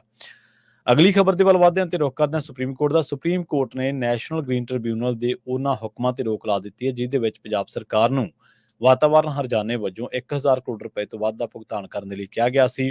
ਸੂਬੇ ਦੇ ਵਿੱਚ ਰਹਿੰਦ ਖੂੰਹਦ ਅਤੇ ਅਣਸੋਧੇ ਸੀਵਰੇਜ ਦਾ ਪ੍ਰਬੰਧਨ ਕਰਨ ਦੇ ਵਿੱਚ ਅਸਫਲ ਰਹਿਣ ਦੇ ਲਈ ਪੰਜਾਬ ਸਰਕਾਰ ਨੂੰ ਇਹ ਹਰਜਾਨਾ ਲਾਇਆ ਗਿਆ ਸੀ। ਚੀਫ ਜਸਟਿਸ DY ਚੰਦਰਚੂੜ ਅਤੇ ਜਸਟਿਸ JB ਪਾਦਰੀਵਾਲਾ ਅਤੇ ਮਨੋਜ ਮਿਸ਼ਰਾ ਦੀ ਬੈਂਚ ਨੇ NGT ਦੇ ਹੁਕਮਾਂ ਦੇ ਖਿਲਾਫ ਸੂਬਾ ਸਰਕਾਰ ਵੱਲੋਂ ਦਾਇਰ ਅਪੀਲ ਤੇ ਕੇਂਦਰ ਅਤੇ ਕੇਂਦਰੀ ਪ੍ਰਦੂਸ਼ਣ ਕੰਟਰੋਲ ਬੋਰਡ ਨੂੰ ਨੋਟਿਸ ਜਾਰੀ ਕੀਤਾ। ਇਸ ਮੌਕੇ ਸੂਬਾ ਸਰਕਾਰ ਵੱਲੋਂ ਸੀਨੀਅਰ ਵਕੀਲ ਅਭਿਸ਼ੇਕ ਸਿੰਘ ਵੀ ਪੇਸ਼ ਹੋਏ। NGT ਨੇ ਆਪਣੇ 25 ਜੁਲਾਈ ਦੇ ਹੁਕਮਾਂ ਦੇ ਵਿੱਚ ਮੁੱਖ ਸਕੱਤਰ ਰਾਹੀਂ ਪੰਜਾਬ ਸਰਕਾਰ ਨੂੰ ਨਿਰਦੇਸ਼ ਦਿੱਤੇ ਸਨ ਕਿ ਉਹ ਵਾਤਾਵਰਨ ਹਰਜਾਨੇ ਵਜੋਂ ਤਕਰੀਬਨ 1000 ਕਰੋੜ ਰੁਪਏ ਜਿਹੜਾ ਉਹ 1 ਮਹੀਨੇ ਦੇ ਅੰਦਰ ਜਮ੍ਹਾਂ ਕਰਾਉਣ। ਹੁਣ ਜਿਹੜੀ ਸੁਪਰੀਮ ਕੋਰਟ ਹੈ ਉਹਨੇ ਨੈਸ਼ਨਲ ਗ੍ਰੀਨ ਟ੍ਰਿਬਿਊਨਲ ਦੇ ਇਹਨਾਂ ਹੁਕਮਾਂ ਤੇ ਰੋਕ ਲਾ ਦਿੱਤੀ ਜਿਹਦੇ ਵਿੱਚ ਪੰਜਾਬ ਸਰਕਾਰ ਨੂੰ 1000 ਕਰੋੜ ਰੁਪਏ ਦੇ ਤੋਂ ਵੱਧ ਦਾ ਭੁਗਤਾਨ ਕਰਨ ਦੇ ਲਈ ਕਿਹਾ ਗਿਆ ਸੀ। ਅਗਲੀ ਜਿਹੜੀ ਖਬਰ ਆ ਰਾਏਕੋਟ ਤੋਂ ਆ ਰਹੀ ਹੈ। ਬੱਸੀਆਂ ਵਾਸੀ ਜਸਵੀਰ ਸਿੰਘ ਪੁੱਤਰ ਮਹਿੰਦਰ ਸਿੰਘ ਨੇ ਪੁਲਿਸ ਦੇ ਕੋਲ ਆਪਣੀ ਕੈਨੇਡਾ ਗਈ ਪਤਨੀ ਦੇ ਖਿਲਾਫ ਸ਼ਿਕਾਇਤ ਦਰਜ ਕਰਵਾਈ ਹੈ। ਜਸਵੀਰ ਸਿੰਘ ਦੀ ਸ਼ਿਕਾਇਤ ਤੋਂ ਬਾਅਦ SSP ਨਵਨੀਤ ਸਿੰਘ ਬੈਂਸ ਦੇ ਹੁਕਮਾਂ ਤੇ ਥਾਣਾ ਰਾਏਕੋਟ ਪੁਲਿਸ ਨੇ ਜਸਵੀਰ ਸਿੰਘ ਦੀ ਪਤਨੀ ਲਵਲੀਨ ਕੌਰ, ਸਹੁਰਾ ਰਵਿੰਦਰ ਸਿੰਘ ਅਤੇ ਸੱਸ ਗੁਰਮੀਤ ਕੌਰ ਵਾਸੀ ਕੌੜਿਆਂ ਮੁਹੱਲਾ ਰਾਏਕੋਟ ਦੇ ਵਿਰੁੱਧ ਕੇਸ ਦਰਜ ਕੀਤਾ ਹੈ। ਥਾਣਾ ਮੁਖੀ ਦਵਿੰਦਰ ਸਿੰਘ ਦੇ ਮੁਤਾਬਕ ਜਸਵੀਰ ਸਿੰਘ ਦੀ ਸ਼ਿਕਾਇਤ ਦੀ ਜਾਂਚ ਜ਼ਿਲ੍ਹਾ ਪੁਲਿਸ ਮੁਖੀ ਵੱਲੋਂ ਕੀਤੀ ਗਈ ਸੀ ਤੇ ਮੁੱਢਲੀ ਜਾਂਚ ਦੇ ਦੌਰਾਨ ਦੋਸ਼ਾਂ ਦੀ ਪੁਸ਼ਟੀ ਕਰਨ ਤੋਂ ਬਾਅਦ ਕੇਸ ਦਰਜ ਕਰਨ ਦੇ ਹੁਕਮ ਜਿਹੜੇ ਮਿਲੇ ਨੇ। ਜਸਵੀਰ ਸਿੰਘ ਨੇ ਸ਼ਿਕਾਇਤ ਦੇ ਵਿੱਚ ਦੋਸ਼ ਲਾਇਆ ਕਿ ਪਹਿਲਾਂ 10 ਲੱਖ ਅਤੇ ਬਾਅਦ ਦੇ ਵਿੱਚ 3 ਲੱਖ ਰੁਪਇਆ ਮੰਗਵਾਉਣ ਤੋਂ ਬਾਅਦ ਉਸ ਦੀ ਪਤਨੀ ਲਵਲੀਨ ਕੌਰ ਨੇ ਉਸ ਦੀ ਵੀਜ਼ਾ ਅਰਜ਼ੀ ਕੈਨੇਡੀਅਨ ਹਾਈ ਕਮਿਸ਼ਨ ਕੋਲ ਲਾਈ ਸੀ, ਪਰ ਉਸ ਦੇ ਪਰਿਵਾਰ ਨੂੰ ਸੂਚਿਤ ਕੀਤਿਆਂ ਬਿਨਾਂ ਹੀ ਲਵਲੀਨ ਨੇ ਅਰਜ਼ੀ ਵਾਪਸ ਲੈ ਲਈ। ਜਦੋਂ ਇਸ ਬਾਰੇ ਲਵਲੀਨ ਦੀ ਮਾਂ ਗੁਰਮੀਤ ਕੌਰ ਅਤੇ ਪਿਤਾ ਰਵਿੰਦਰ ਸਿੰਘ ਨੇ ਉਹਨਾਂ ਦੇ ਨਾਲ ਸੰਪਰਕ ਕੀਤਾ ਗਿਆ ਤਾਂ ਉਹਨਾਂ ਕੋਲੇ ਹੋਰ ਪੈਸੇ ਅਦਾ ਨਾ ਕਰਨ ਜਾਂ ਰਿਸ਼ਤਾ ਤੋੜ ਦੇਣ ਦੀ ਗੱਲ ਆਖੀ। ਜਸਵੀਰ ਸਿੰਘ ਨੇ ਦੱਸਿਆ ਕਿ ਉਹ ਪੈਸੇ ਦੇਣ ਮਗਰੋਂ ਵੀਜ਼ੇ ਦੀ ਉਡੀਕ ਕਰ ਰਿਹਾ ਸੀ, ਪਰ 26 ਜੁਲਾਈ ਨੂੰ ਈਮੇਲ ਦੇ ਰਾਹੀਂ ਉਸ ਦੀ ਪਤਨੀ ਨੇ ਤਲਾਕ ਦੇ ਕਾਗਜ਼ ਭੇਜ ਦਿੱਤੇ। ਜਾਂਚ ਅਫਸਰ ਸੁਰਜੀਤ ਸਿੰਘ ਦੇ ਮੁਤਾਬਕ ਮੁਲਜ਼ਮਾਂ ਦੀ ਗ੍ਰਿਫਤਾਰੀ ਦੇ ਲਈ ਕਾਰਵਾਈ ਜਿਹੜੀ ਉਹ ਸ਼ੁਰੂ ਕਰ ਦਿੱਤੀ ਗਈ ਹੈ। ਆਪਾਂ ਪਹਿਲਾਂ ਵੀ ਦੇਖਿਆ ਕਿ ਵਿਦੇਸ਼ ਜਾਣ ਦੇ ਲਈ ਲੋਕਾਂ ਨੇ ਤਰ੍ਹਾਂ ਦੇ ਜਿਹੜੇ ਤਰੀਕਾਕਾਰ ਉਹ ਅਪਣਾਏ ਜਿਨ੍ਹਾਂ ਦੇ ਵਿੱਚ ਕਿਸੇ ਵੀ ਕੁੜੀ ਨੂੰ ਜਾਂ ਮੁੰਡੇ ਨੂੰ ਰਿਸ਼ਤਾ ਕਰਕੇ ਬਾਹਰ ਭੇਜਣਾ ਤੇ ਉਹਦੀ ਪੜ੍ਹਾਈ ਦਾ ਖਰਚਾ ਚੁੱਕਣਾ ਤੇ ਉਸ ਤੋਂ ਬਾਅਦ ਇਸ ਸ਼ਰਤ ਤੇ ਕਿ ਉਹ ਵਾਪਸ ਆਪਣੇ ਜਿਹੜਾ ਪੰਜਾਬ ਬੈਠਾ ਉਹਦਾ ਪਤੀ ਜਾਂ ਪਤਨੀ ਉਹਨੂੰ ਸੱਦ ਲਊਗਾ। ਪਰ ਕੁਝ ਕੁ ਮਾਮਲਿਆਂ ਦੇ ਵਿੱਚ ਲੋਕਾਂ ਦੇ ਨਾਲ ਬਹੁਤ ਸਾਰੀਆਂ ਠੱਗੀਆਂ ਧੋਖੇ ਵੀ ਹੋਏ ਜਿਹਦੇ ਨਾਲ ਰਿਸ਼ਤਿਆਂ ਤੋਂ ਲੋਕਾਂ ਦਾ ਭਰੋਸਾ ਵੀ ਉੱਠਿਆ ਤੇ ਬਾਅਦ ਦੇ ਵਿੱਚ ਡੀਲਾਂ ਕਾਨੂੰਨੀ ਲਿਖਤ ਲਿਖਾ ਤੇ ਵੀ ਗੱਲਾਂ ਮੁੱਕਣ ਲੱਗ ਪਈਆਂ। ਪਰ ਕੁਝ ਮਾਮਲੇ ਅਜਿਹੇ ਵੀ ਆਏ ਜਿੱਥੇ ਇਹਨਾਂ ਡੀਲਸ ਨੂੰ ਜਾਂ ਕਹਿ ਲਓ ਕਾਨੂੰਨੀ ਕਾਰਵਾਈਆਂ ਨੂੰ ਕਾਨੂੰਨੀ ਮੱਦਾਂ ਨੂੰ ਵੀ ਲੋਕ ਉਲੰਘ ਕੇ ਉਹਨਾਂ ਨੇ ਆਪੋ ਆਪਣੇ ਰਾਹ ਜਿਹੜੇ ਅਖਤਿਆਰ ਕਰ ਲਏ। ਪਰ ਪਿੰਡ ਦੇ ਵਿੱਚ ਅਕਸਰ ਹੀ ਮੋਹਤਵਾਰ ਬੰਦਿਆਂ ਨੂੰ ਇਹ ਕਹਿੰਦੇ ਜਾਂ ਇਹ ਮਾਮਲਿਆਂ ਦੇ ਵਿੱਚ ਇਹ ਗੱਲਾਂ ਕਰਦੇ ਸੁਣਿਆ ਗਿਆ ਕਿ ਭਾਈ ਜੇ ਤੂੰ ਇਹਨੂੰ ਨਹੀਂ ਮੰਗਵਾ ਸਕਦਾ ਸੀ ਜਾਂ ਨਹੀਂ ਮੰਗਵਾ ਸਕਦੀ ਸੀ ਤਾਂ ਨਹੀਂ ਉਧਰ ਸੱਦਣਾ ਸੀ ਤਾਂ ਤੂੰ ਪਹਿਲਾਂ ਹੀ ਦੱਸ ਦਿੰਦਾ, ਕਿਉਂ ਅਗਲੇ ਦਾ ਘਰ ਪੱਟਿਆ। ਹੁਣ ਬਹੁਤ ਸਾਰੇ ਕੇਸ ਇਹੋ ਜਿਹੇ ਆਪਾਂ ਨੂੰ ਮਿਲਦੇ ਨੇ ਜਿਨ੍ਹਾਂ ਦੇ ਵਿੱਚ ਕੋਈ 1.5-2 ਕਿੱਲਿਆਂ ਦਾ ਮਾਲਕ ਸੀ, ਕੋਈ ਮਾਤੜ ਕਿਸਾਨ ਤੇ ਉਹਨੂੰ ਕੈਨੇਡਾ ਜਾਣ ਦੀ ਉਹਦੇ ਬੱਚੇ ਨੇ ਰੀਝ ਪਾਲ ਲਈ, ਸੱਧਰ ਪਾਲ ਲਈ, ਪਰ ਇਸ ਗੱਲ ਕਰਕੇ ਇਸ ਮਸਲੇ ਕਰਕੇ ਉਹਦੀ ਜਿਹੜੀ ਉਹ ਜ਼ਮੀਨ ਸੀ ਮਾੜੀ ਮੋਟੀ ਜਿਹਦੇ ਉਹ ਕਾਸ਼ਤ ਕਰਕੇ ਆਪਣਾ ਢਿੱਡ ਪੇਟ ਪਾਲਦਾ ਸੀਗਾ ਉਹਨੇ ਉਹ ਵੀ ਵੇਚਤੀ ਜਾਂ ਉਹਨੇ ਗਹਿਣੇ ਧਰਤੀ ਬਾਅਦ ਦੇ ਵਿੱਚ ਛੁਡਾਈ ਨਹੀਂ ਗਈ। ਸੋ ਇਸ ਪਿਰਤ ਨੇ, ਬਾਹਰ ਆਉਣ ਦੇ ਇਸ ਪ੍ਰਚਲਨ ਨੇ ਬਹੁਤ ਸਾਰੇ ਘਰਾਂ ਦੇ ਵਿੱਚ ਜਿਹੜੀ ਆ ਉਹ ਤਰ੍ਹਾਂ ਦੀਆਂ ਜਿਹੜੀਆਂ ਉਹ ਵਿਪਤਾਵਾਂ ਨੂੰ ਜਨਮ ਦਿੱਤਾ। ਬਹੁਤ ਸਾਰੇ ਆਪਾਂ ਕੇਸ ਇਹੋ ਜਿਹੇ ਵੇਖੇ ਜਿਨ੍ਹਾਂ ਦੇ ਵਿੱਚ ਪੀੜਤ ਮੁੰਡੇ ਜਾਂ ਕੁੜੀ ਵੱਲੋਂ ਬਾਅਦ ਦੇ ਵਿੱਚ ਇਸ ਰਿਸ਼ਤੇ ਤੋਂ ਅੱਕ ਕੇ ਜਾਂ ਇਸ ਖਾਧੇ ਧੋਖੇ ਤੋਂ ਬਾਅਦ ਉਹਨਾਂ ਨੇ ਆਪਣੀ ਜੀਵਨ ਲੀਲਾ ਵੀ ਸਮਾਪਤ ਕੀਤੀ, ਜਿਹਦੇ ਨਾਲ ਪੀੜਤ ਪਰਿਵਾਰ, ਪੀੜਤ ਘਰ ਦੀ ਨਾ ਜਾਇਦਾਦ ਬਚੀ ਤੇ ਨਾ ਉਹਨਾਂ ਦਾ ਆਉਣ ਵਾਲਾ ਜਿਹੜਾ ਅਗਲੀ ਪੀੜ੍ਹੀ ਦਾ ਵਾਰਸ ਸੀਗਾ ਉਹ ਬਚਿਆ, ਤੇ ਸਗੋਂ ਘਰ ਦੇ ਵਿੱਚ ਖੁਸ਼ੀਆਂ ਆਉਣ ਦੀ ਥਾਂ ਤੇ ਸੱਥਰ ਵਿਛ ਗਏ। ਸੋ ਬਹੁਤ ਮਾੜੇ ਤਜਰਬੇ ਰਹੇ, ਪਰ ਫਿਰ ਵੀ ਹਲੇ ਵੀ ਚੰਗਿਆਈ ਜ਼ਮਾਨੇ ਦੇ ਵਿੱਚੋਂ ਕਹਿੰਦੇ ਕਦੇ ਖਤਮ ਨਹੀਂ ਹੁੰਦੀ। ਪਰ ਕੁਝ ਚੀਜ਼ਾਂ ਜ਼ਰੂਰੀ ਨਹੀਂ ਕਿ ਕਾਨੂੰਨ ਹੀ ਬੰਦੇ ਨੂੰ ਸਹੀ ਕਰੇ, ਕੁਝ ਚੀਜ਼ਾਂ ਬੰਦੇ ਦੇ ਮੋਰਲ ਗਰਾਊਂਡ ਤੇ ਨੈਤਿਕਤਾ ਦੇ ਵੀ ਡਿਪੈਂਡ ਕਰਦੀਆਂ ਨੇ ਕਿ ਉਹ ਕਿਹੋ ਜਿਹਾ ਜਿਹੜਾ ਤਰੀਕਾਕਾਰ ਆ ਉਹ ਅਪਣਾਉਂਦਾ, ਆਪਣੇ ਰਿਸ਼ਤਿਆਂ ਨੂੰ ਲੈ ਕੇ ਉਹਦੀ ਸੋਚ ਕਿਹੋ ਜਿਹੀ, ਆਪਣੇ ਰਿਸ਼ਤਿਆਂ ਦੇ ਵਿੱਚ ਉਹਦੀ ਅਪਰੋਚ ਕਿਹੋ ਜਿਹੀ ਹੈ। ਇਹੋ ਜਿਹੀਆਂ ਚੀਜ਼ਾਂ ਦੇ ਵਿੱਚ ਜਿਹੜੀ ਉਹ ਦੇਖੀ ਜਾਂਦੀ ਹੈ। ਪਰ ਫਿਰ ਵੀ ਬਹੁਤ ਸਾਰੇ ਮਾਮਲਿਆਂ ਦੇ ਵਿੱਚ ਆਪਾਂ ਦੇਖਿਆ ਕਿ ਮਾਤੜ ਲੋਕਾਂ ਦੇ ਨਾਲ ਵਧੀਕੀ ਹੋਈ ਹੈ, ਤੇ ਉਸ ਤੋਂ ਬਾਅਦ ਵਧੀਕੀ ਹੋਣ ਤੋਂ ਬਾਅਦ ਉਹਨਾਂ ਨੇ ਫਿਰ ਜਿਹੜਾ ਰਾਹ ਅਖਤਿਆਰ ਕੀਤਾ, ਚਾਹੇ ਉਹ ਕਾਨੂੰਨ ਦੇ ਨਾਲ ਗੱਲ ਕਰਨ ਦਾ ਸੀਗਾ, ਤੇ ਚਾਹੇ ਉਹ ਕੋਈ ਹੋਰ ਰਾਹ ਅਖਤਿਆਰ ਜਿਹਦੇ ਵਿੱਚ ਉਹਨਾਂ ਨੇ ਜੀਵਨ ਲੀਲਾ ਸਮਾਪਤ ਕੀਤੀ, ਉਹਦਾ ਜਿਹੜਾ ਹਸ਼ਰ ਹੋਇਆ ਉਹ ਬਹੁਤ ਮਾੜਾ ਹੋਇਆ। ਇੱਕ ਇਸੇ ਤਰ੍ਹਾਂ ਦੀ ਜਿਹੜੀ ਖਬਰ ਆ ਉਹ ਇੱਕ ਹੋਰ ਥਾਂ ਤੋਂ ਆ ਰਹੀ ਹੈ, ਟੱਲੇਵਾਲ ਬਰਨਾਲਾ ਤੋਂ। ਬਰਨਾਲਾ ਦੇ ਪਿੰਡ ਨਰੈਣਗੜ੍ਹ ਸੋਹੀਆਂ ਦੇ ਵਿੱਚ ਵਿਆਹ ਤੋਂ 24 ਦਿਨਾਂ ਬਾਅਦ ਦੀ ਪਤੀ ਨੇ ਪਤਨੀ ਦਾ ਕਤਲ ਕਰ ਦਿੱਤਾ। ਮ੍ਰਿਤਕਾ ਦੇ ਪਿਤਾ ਜਮੇਰ ਸਿੰਘ ਤੇ ਭਰਾ ਅੰਮ੍ਰਿਤਪਾਲ ਸਿੰਘ ਵਾਸੀ ਲੱਖਾ ਲੁਧਿਆਣਾ ਨੇ ਦੱਸਿਆ ਕਿ ਉਹਨਾਂ ਦੀ ਲੜਕੀ ਜਸਪ੍ਰੀਤ ਕੌਰ ਦਾ ਵਿਆਹ ਹਰਮਨਪ੍ਰੀਤ ਸਿੰਘ ਦੇ ਨਾਲ ਪਿਛਲੇ ਮਹੀਨੇ 25 ਅਗਸਤ ਨੂੰ ਹੋਇਆ ਸੀ। ਵਿਆਹ ਉਪਰੰਤ ਉਹ ਕੁੜੀ ਨੂੰ ਤੰਗ ਪਰੇਸ਼ਾਨ ਕਰਦਾ ਆ ਰਿਹਾ ਸੀਗਾ, ਤੇ ਕੁੜੀ ਦਾ ਆਈਲੈਟਸ ਤੋਂ ਬਾਅਦ ਕੈਨੇਡਾ ਦਾ ਵੀਜ਼ਾ ਲੱਗਿਆ ਹੋਇਆ ਸੀ ਅਤੇ ਜਨਵਰੀ ਮਹੀਨੇ ਉਹਨੇ ਪੜ੍ਹਾਈ ਕਰਨ ਦੇ ਲਈ ਉਸਨੇ ਜਾਣਾ ਸੀ। ਪੁਲਿਸ ਨੇ ਲਾਸ਼ ਕਬਜ਼ੇ ਦੇ ਵਿੱਚ ਲੈ ਕੇ ਪੋਸਟਮਾਰਟਮ ਦੇ ਲਈ ਬਰਨਾਲਾ ਦੇ ਸਰਕਾਰੀ ਹਸਪਤਾਲ ਦੇ ਵਿੱਚ ਜਿਹੜੀ ਉਹ ਭੇਜ ਦਿੱਤੀ ਹੈ। ਪੁਲਿਸ ਨੇ ਲੜਕੀ ਦੇ ਪਤੀ ਹਰਮਨਪ੍ਰੀਤ ਸਿੰਘ ਅਤੇ 3 ਹੋਰਾਂ ਦੇ ਖਿਲਾਫ ਇਸ ਮਾਮਲੇ ਦੇ ਵਿੱਚ ਕੇਸ ਜਿਹੜਾ ਉਹ ਦਰਜ ਕਰਨ ਦੀ ਗੱਲ ਕਹੀ ਹੈ। ਇਸੇ ਤਰ੍ਹਾਂ ਆਪਾਂ ਅੱਜ ਇੱਕ ਹੋਰ ਖਬਰ ਦੇ ਵੱਲ ਵਧੀਏ। ਪੰਜਾਬ ਦੇ ਵਿੱਚ ਪੁਲਿਸ ਦੀ ਕੁੱਟਮਾਰ ਤੋਂ ਬਾਅਦ ਇੱਕ ਨੌਜਵਾਨ ਨੇ ਫਾਹਾ ਲੈ ਲਿਆ। ਸ਼ਾਹਕੋਟ ਪੁਲਿਸ ਵੱਲੋਂ ਬੁੱਢਣਵਾਲ ਦੇ ਨੌਜਵਾਨ ਦੀ ਕਥਿਤ ਕੀਤੀ ਗਈ ਕੁੱਟਮਾਰ ਤੋਂ ਬਾਅਦ ਨੌਜਵਾਨ ਨੇ ਫਾਹਾ ਲੈ ਕੇ ਆਤਮ ਹੱਤਿਆ ਕਰ ਲਈ ਹੈ। ਰਮਨਦੀਪ ਸਿੰਘ ਵਾਸੀ ਲਸੂੜੀ ਨੇ ਦੱਸਿਆ ਕਿ ਪਿੰਡ ਬੁੱਢਣਵਾਲ ਦੇ ਪੁਲਿਸ ਮੁਲਾਜ਼ਮ ਦੀ ਪਤਨੀ ਨੇ ਉਹਨਾਂ ਦੇ ਮਾਸੀ ਦੇ ਪੁੱਤਰ ਗੁਰਵਿੰਦਰ ਸਿੰਘ ਵਾਸੀ ਬੁੱਢਣਵਾਲ ਦੇ ਖਿਲਾਫ ਥਾਣਾ ਸ਼ਾਹਕੋਟ ਦੇ ਵਿੱਚ ਸ਼ਿਕਾਇਤ ਦਰਜ ਕੀਤੀ ਸੀ। ਇਸ ਕਰਕੇ ਪੁਲਿਸ ਨੇ ਗੁਰਵਿੰਦਰ ਸਿੰਘ ਨੂੰ ਥਾਣੇ ਲਿਆ ਕੇ ਉਹਦੀ ਕੁੱਟਮਾਰ ਕੀਤੀ, ਉਸ ਦਾ ਮੋਬਾਈਲ ਫੋਨ ਨੱਤੀਆਂ ਤੇ ਫੋਨ ਦੇ ਵਿੱਚੋਂ 2000 ਰੁਪਏ ਵੀ ਕੱਢ ਲਏ। ਜਦੋਂ ਆਪਣਾ ਸਮਾਨ ਲੈਣ ਦੁਬਾਰਾ ਗਿਆ ਤਾਂ ਪੁਲਿਸ ਵੱਲੋਂ ਫਿਰ ਉਸ ਤੇ ਕਥਿਤ ਤੌਰ ਤੇ ਤਸ਼ੱਦਦ ਢਾਇਆ ਗਿਆ। ਪੁਲਿਸ ਵੱਲੋਂ ਕਥਿਤ ਤੌਰ ਤੇ ਕੁੱਟਮਾਰ ਕਰਕੇ ਉਸਨੇ ਫਾਹਾ ਲੈ ਲਿਆ। ਉਸਨੇ ਦੱਸਿਆ ਕਿ ਮਰਨ ਤੋਂ ਪਹਿਲਾਂ ਉਸਨੇ ਇੱਕ ਵੀਡੀਓ ਵੀ ਬਣਾਈ ਹੈ ਜਿਸ ਦੇ ਵਿੱਚ ਉਹ ਕਿਸੇ ਏਜੰਟ ਕੋਲੋਂ ਕਰੀਬ 5-6 ਲੱਖ ਰੁਪਏ ਲੈਣ ਅਤੇ ਪੁਲਿਸ ਦੇ ਤਸ਼ੱਦਦ ਬਾਰੇ ਦੱਸ ਰਿਹਾ। ਉਧਰ SHO ਸ਼ਾਹਕੋਟ ਅਮਨ ਸੈਣੀ ਨੇ ਨੌਜਵਾਨ ਦੀ ਕੀਤੀ ਗਈ ਨਜਾਇਜ਼ ਕੁੱਟਮਾਰ ਦੇ ਦੋਸ਼ਾਂ ਨੂੰ ਸਿਰੇ ਤੋਂ ਨਕਾਰਿਆ। ਉਹਨਾਂ ਨੇ ਕਿਹਾ ਕਿ ਉਹਨਾਂ ਨੂੰ ਹੁਣੇ ਹੀ ਇਸ ਸੰਬੰਧੀ ਜਾਣਕਾਰੀ ਮਿਲੀ ਹੈ ਤੇ ਪਰਿਵਾਰ ਦੇ ਨਾਲ ਉਹ ਗੱਲਬਾਤ ਕਰ ਰਹੇ ਨੇ। ਉਹਨਾਂ ਨੇ ਕਿਹਾ ਕਿ ਘਟਨਾ ਦੀ ਜਾਂਚ ਜਿਹੜੀ ਆ ਉਹ ਕੀਤੀ ਜਾ ਰਹੀ ਹੈ ਤੇ ਆਉਣ ਵਾਲੇ ਸਮੇਂ ਦੇ ਵਿੱਚ ਅਸੀਂ ਇਸ ਮਾਮਲੇ ਉੱਤੇ ਜਿਹੜੀ ਜਾਂਚ ਆ ਉਹ ਕਰਕੇ ਤੇ ਸਥਿਤੀ ਜਿਹੜੀ ਆ ਉਹ ਸਪਸ਼ਟ ਕਰਾਂਗੇ। ਪੰਜਾਬ ਦੇ ਵਿੱਚ ਝੋਨੇ ਦੀ ਸਰਕਾਰੀ ਖਰੀਦ ਦੀ ਜੇਕਰ ਗੱਲ ਕਰੀਏ ਤਾਂ ਆੜ੍ਹਤੀਆਂ ਵੱਲੋਂ ਪੰਜਾਬ ਦੇ ਵਿੱਚ ਝੋਨੇ ਦੀ ਜਿਹੜੀ ਸਰਕਾਰੀ ਖਰੀਦ ਹੈ ਉਸ ਤੋਂ ਪਹਿਲਾਂ ਹੜਤਾਲ ਦੀ ਜਿਹੜੀ ਚੇਤਾਵਨੀ ਦੇ ਦਿੱਤੀ ਗਈ ਹੈ, ਤੇ ਜਿਹਦੇ ਨਾਲ ਲੱਗਦਾ ਕਿ ਕਿਸਾਨ ਹੁਣ ਖੱਜਲ ਖੁਆਰ ਹੋਣਗੇ ਮੰਡੀਆਂ ਦੇ ਵਿੱਚ। ਪੰਜਾਬ ਦੇ ਵਿੱਚ ਝੋਨੇ ਦੀ ਸਰਕਾਰੀ ਖਰੀਦ 1 ਅਕਤੂਬਰ ਤੋਂ ਸ਼ੁਰੂ ਕੀਤੀ ਜਾਣੀ ਹੈ, ਪਰ ਅਨਾਜ ਮੰਡੀਆਂ ਦੇ ਵਿੱਚ ਖਰੀਦ ਸੰਬੰਧੀ ਆੜ੍ਹਤੀਆਂ ਤੇ ਸ਼ੈਲਰ ਮਾਲਕਾਂ ਦੇ ਵਿਚਾਲੇ ਰੇੜਕਾ ਬਰਕਰਾਰ ਹੈ। ਇਸ ਰੇੜਕੇ ਦੇ ਦਰਮਿਆਨ ਝੋਨੇ ਦੀ ਖਰੀਦ ਸੰਬੰਧੀ ਵੱਡੀ ਸਮੱਸਿਆ ਪੈਦਾ ਹੋਣ ਦੀ ਸੰਭਾਵਨਾ ਹੈ। ਮੰਗਾਂ ਨਾ ਮੰਨੇ ਜਾਣ ਤੇ ਆੜ੍ਹਤੀਆਂ ਨੇ 1 ਅਕਤੂਬਰ ਤੋਂ ਹੜਤਾਲ ਕਰਨ ਅਤੇ ਸ਼ੈਲਰ ਮਾਲਕਾਂ ਨੇ ਵੀ ਕੰਮ ਨਾ ਕਰਨ ਦਾ ਫੈਸਲਾ ਕੀਤਾ ਹੈ। ਪੰਜਾਬ ਫੈਡਰੇਸ਼ਨ ਆੜ੍ਹਤੀ ਐਸੋਸੀਏਸ਼ਨ ਦੇ ਸਕੱਤਰ ਯਾਦਵਿੰਦਰ ਸਿੰਘ ਲਿਬੜਾ ਨੇ ਕਿਹਾ ਕਿ ਉਹਨਾਂ ਦੀ ਮੰਗ ਹੈ ਕਿ ਆੜ੍ਹਤ 2.5 ਰੁਪਏ ਪ੍ਰਤੀ ਕੁਆਂਟਲ ਦੇ ਹਿਸਾਬ ਦੇ ਨਾਲ ਦਿੱਤੀ ਜਾਵੇ। ਇਸ ਦੇ ਨਾਲ ਹੀ ਲੇਬਰ ਦੀ ਕੱਟੀ EPF ਅਤੇ FCI ਵੱਲੋਂ ਕੁਝ ਕਿਸਾਨਾਂ ਦੇ ਦੱਬੇ ਪੈਸੇ ਵਾਪਸ ਕਰਨ ਦੀ ਮੰਗ ਹੈ। ਜੋ ਕੇਂਦਰ ਸਰਕਾਰ ਨੇ ਮੰਗਾਂ ਵੱਲ ਜਲਦ ਧਿਆਨ ਨਾ ਦਿੱਤਾ ਤਾਂ ਹੜਤਾਲ ਕਰ ਦਿੱਤੀ ਜਾਵੇਗੀ। ਆੜ੍ਹਤੀ ਐਸੋਸੀਏਸ਼ਨ ਦੇ ਪ੍ਰਧਾਨ ਹਰਬੰਸ ਸਿੰਘ ਰੋਸ਼ਾ ਨੇ ਦੱਸਿਆ ਕਿ ਕੇਂਦਰੀ ਫੂਡ ਸਪਲਾਈ ਮੰਤਰੀ ਦੇ ਨਾਲ ਇੱਕ ਮੀਟਿੰਗ 20 ਸਤੰਬਰ ਨੂੰ ਰੱਖੀ ਗਈ ਹੈ ਤੇ ਜਿਸ ਦੇ ਵਿੱਚ ਸਮੱਸਿਆਵਾਂ ਹੱਲ ਹੋਣ ਦੀ ਪੂਰੀ ਸੰਭਾਵਨਾ ਹੈ।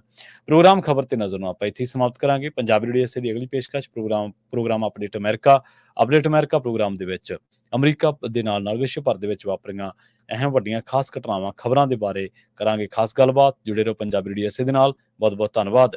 ਸਤਿ ਸ਼੍ਰੀ ਅਕਾਲ।